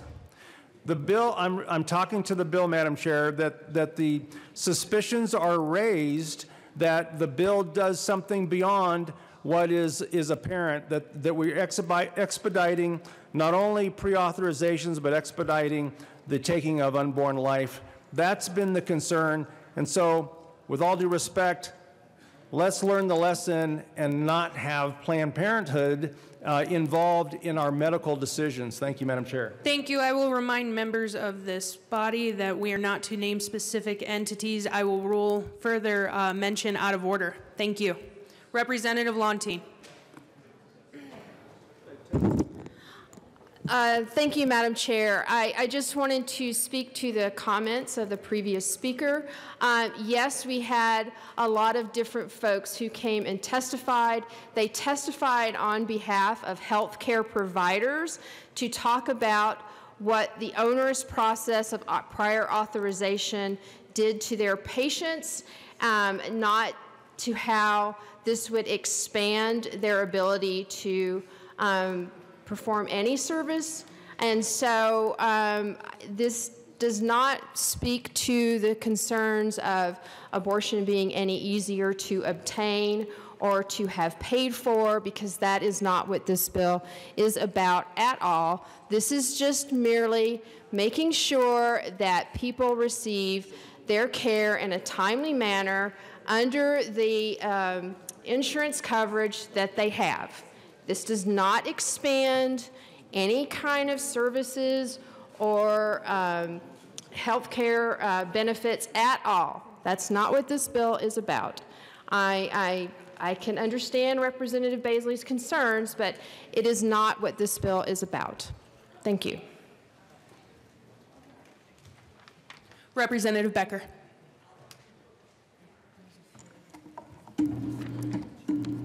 Thank you, Madam Chair. Originally, when I went into committee, I was actually leaning towards supporting this bill. And when we heard testimony and the bill was amended to add 2 business days, but not longer than 72 hours to notify the provider and covered persons, I really was concerned that that would drive all providers or all insurance companies to push back the pre-authorizations to 72 hours. Sometime in performance measures, if you set that number, that is what you will get. And I know that I have been very fortunate to have prior authorization. But what really killed the bill for me is when an organization that is in Colorado that performs thousands and thousands of abortions every year, killing babies, came and testified. I thought it was really out of, I didn't understand why they would be coming and testifying for this. Representative Beckman, if you want to talk about what they testified, that's fine. Okay. Let's keep it within that scope, please. So the organization that kills or aborts babies. Representative Beckman. I'm going to, Madam Chair, I'm talking about what okay. they testified to.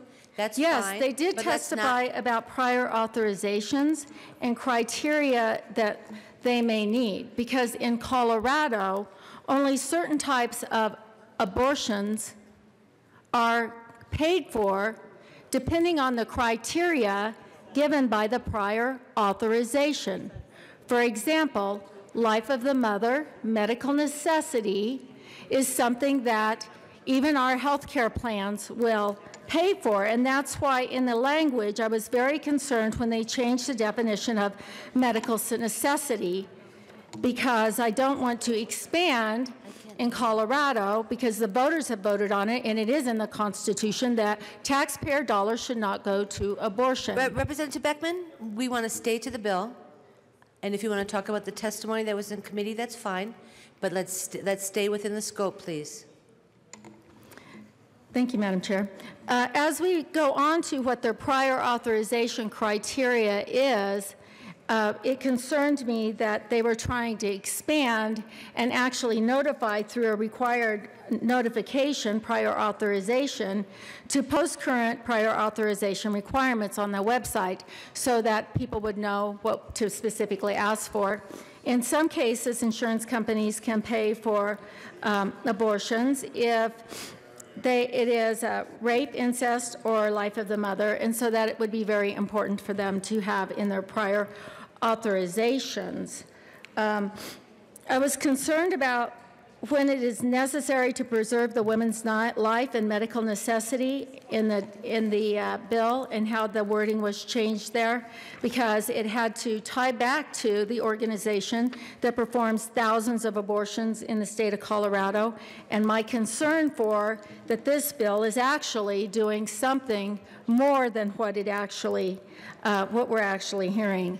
Otherwise, I don't understand why they would have been there, unless their prior authorizations are to try to speed up their ability to, I guess the word was abortion care that they used when they testified, that they would be able to provide abortion care at a more timely manner. But I actually am concerned that this bill goes a great deal further than just putting a timeline on pre-authorizations, since we have such long and enthusiastic testimony in support of the bill from the organization that performs thousands of abortions in Colorado every year. Representative Michelson-Jeannet. Thank you, Madam Chair. And we did address this question by the representative in committee, and I'm sorry she didn't hear the answer. First of all, this bill has nothing to do with abortion care. Number two, the 72 hours, Representative, I want you to hear the answer. I'm not sure. Michelson-Jeannet. Thank you. Let's address the whole body, please. 72 hours is already the law. All we did was say that during the week, weekdays, business days, it should be accomplished within 2, but not more than 72 hours, which is currently the law, which covers weekends and holidays. This is all we did. Representative Caravello? Representative Singh? Thank you, Madam Chair. I'm confused about one issue on this particular bill, HB 1211, hoping the sponsors might be able to answer this, but it's been brought up several times. Being born alive should be prior authorization enough to receive health care. Why is it not included? Representative Singh, we're talking about the bill. Is there any further discussion on House Bill 1211? Seeing none, all those in favor say aye. Aye. Those opposed, no. House Bill 1211 passes.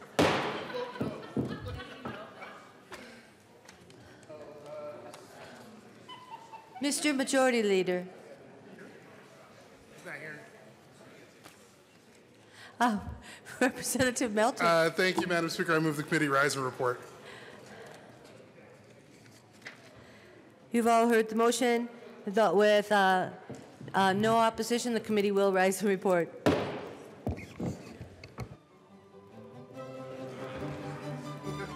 anybody can make that motion.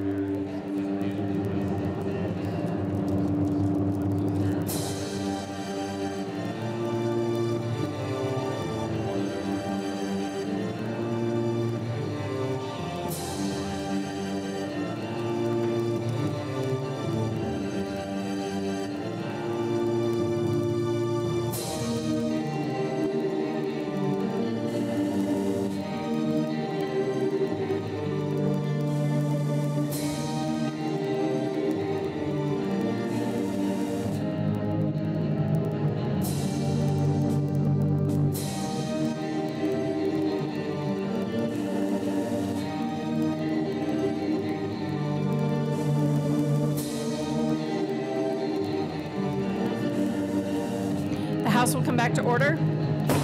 Mr. Randall, please read the report of the Committee of the Whole. Madam Speaker, your committee of the whole basically reported is under its consideration for touch base with segment of the short recommendations there. On House Bill 1003 is amended, House Bill 1211 is amended, House Bill 1218 is amended, passed to Gross Counter for third reading, final passage. Senate Bill 141 is passed second reading in order and revised, placed on the counter for third reading, final passage. Representative Buentello. You have heard the motion. There is one amendment at the desk. Mr. Randall, please read the same amendment to the report of the Committee of the Whole. Representative Sane moved to amend the report of the Committee of the Whole to reverse the action taken by the committee in not adopting the following Sane amendment L007 to House Bill 1218 to show the Senate passed the House Bill 1218 as amended passed. Representative Sane. Thank you, Madam Speaker. I move the Sane amendment to the Committee of the Whole. Please proceed. Please vote yes for historical flows. Is there Representative Roberts? Thank you, Madam Chair. Members, I'd ask for a no vote. One, the bill already has a petition clause on it, and two, it's not my intention to harm historic flow. It's already a consideration that has to be abided by in Colorado law, so this amendment is duplicative. I'd ask for a no vote. Is there any further discussion? The question before the House is the Sane amendment to the report of the Committee of the Whole. Mr. Randall, please open the machine, and members, please vote.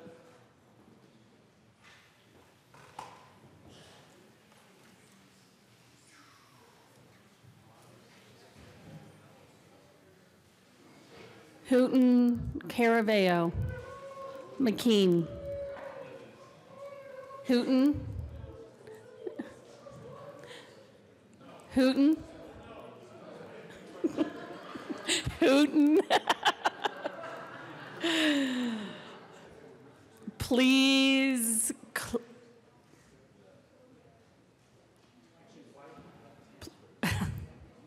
Please close the machine. With 24 aye votes and 39 no votes and 2 excused, the Sane amendment is lost. There are no more amendments at the desk. The question before the House is the passage of the report of the Committee of the Whole. Mr. Randall, please open the machine, and members, please vote.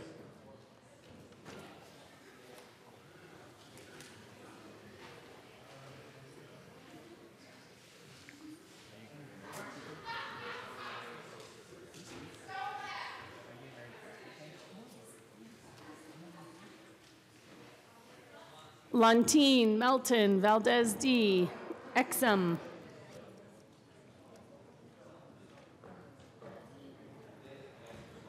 Please close the machine.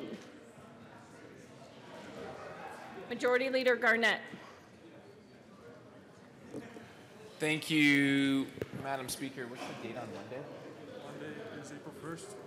I move to lay over the balance of the calendar until Monday, April 1st. Seeing no objection, the balance of the calendar will be laid over till Monday, April 1st. Representative Herod. Thank you, Madam Speaker. I ask for a moment of personal privilege. A moment of personal privilege is granted. Thank you, Madam Speaker. I don't know where to start this, members, but let me tell you that I am pretty upset by the lack of decorum that's been happening in this chamber over the last couple of days. We do not threaten members at the well on this mic. We do not intimidate members at the well in this body. We do not question members' intelligence. We don't question and impugn their motives. And we treat each other with respect. The only thing we have in this building is our word and our decency. Both sides of the aisle have acted in a way that is not fitting of this body. If you want to talk about campaigns, if you want to throw threats, then do it outside, and I'm happy to have that conversation with you. But do not do it in this building. We have let things go too far, members. The people of Colorado deserve better. Can you look your mom, your grandma in the eye and say that you acted in the best way that you could possibly act every single day? And if your answer is not yes, And if we're playing games with each other when we should be debating the merits of the policies that are in front of us, we need to tighten up. This is not just for one member or one incident. It's happened multiple times. None of us deserve the way that we've been treated. So I ask that over the weekend we take a moment, we reposition and we reassess, and yes, look at the rules and treat each other with respect. We got a lot of work to do. I know these things are heated.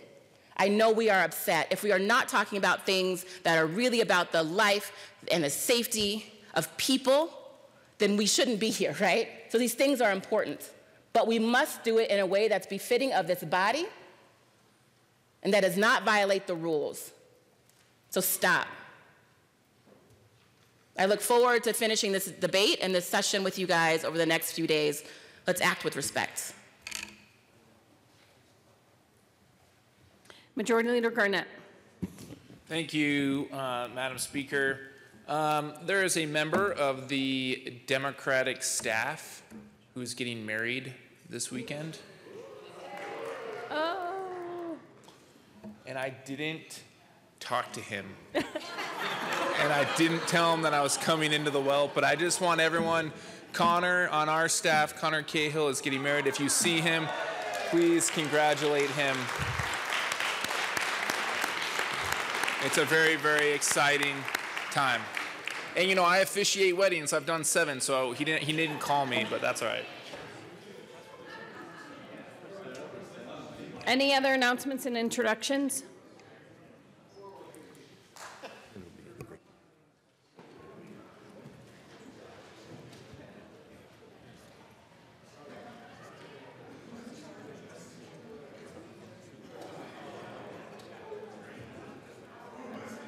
Representative Catlin.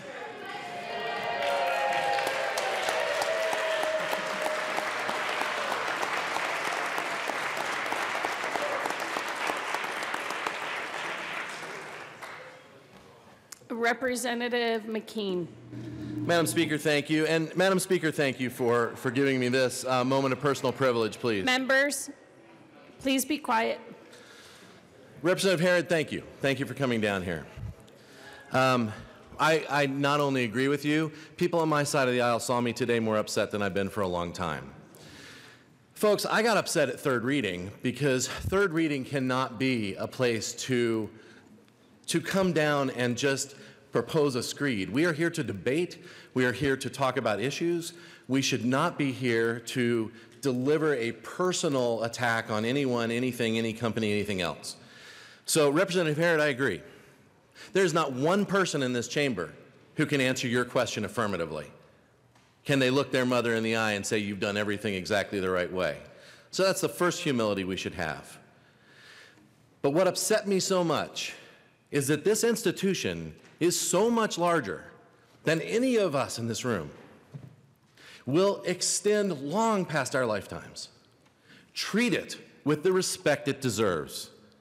This is not a podium to vent personal issues, to vent personal diatribes, to do any of that. Come and debate. Debate an issue, and I will take you on. And we will all do that. But do it with the respect for each other and the respect for this institution it deserves. I have said this before, I will say it again right now. There is not one person in this chamber I do not love, that I do not respect. Beyond any of you, I respect and love this institution more. Representative Herod, thank you. Are there any other announcements? Representative Catlin. Thank you, Madam Speaker. The only thing I wanted to say is there was a mention of Vietnam veterans today. I don't know how many of us in this room are Vietnam veterans. I'm from that era. I'm not a veteran. But I think today would be a good day for us to keep them in mind. That was an awful tough time in our period, in our lives, and in this country's life. Those fellas and gals did everything they could. They supported this country. Let's let's give them today that we appreciate their sacrifice. We appreciate them being part of our communities. If you know one, shake his hand or her hand and pat them on the back and thank them and tell them welcome home.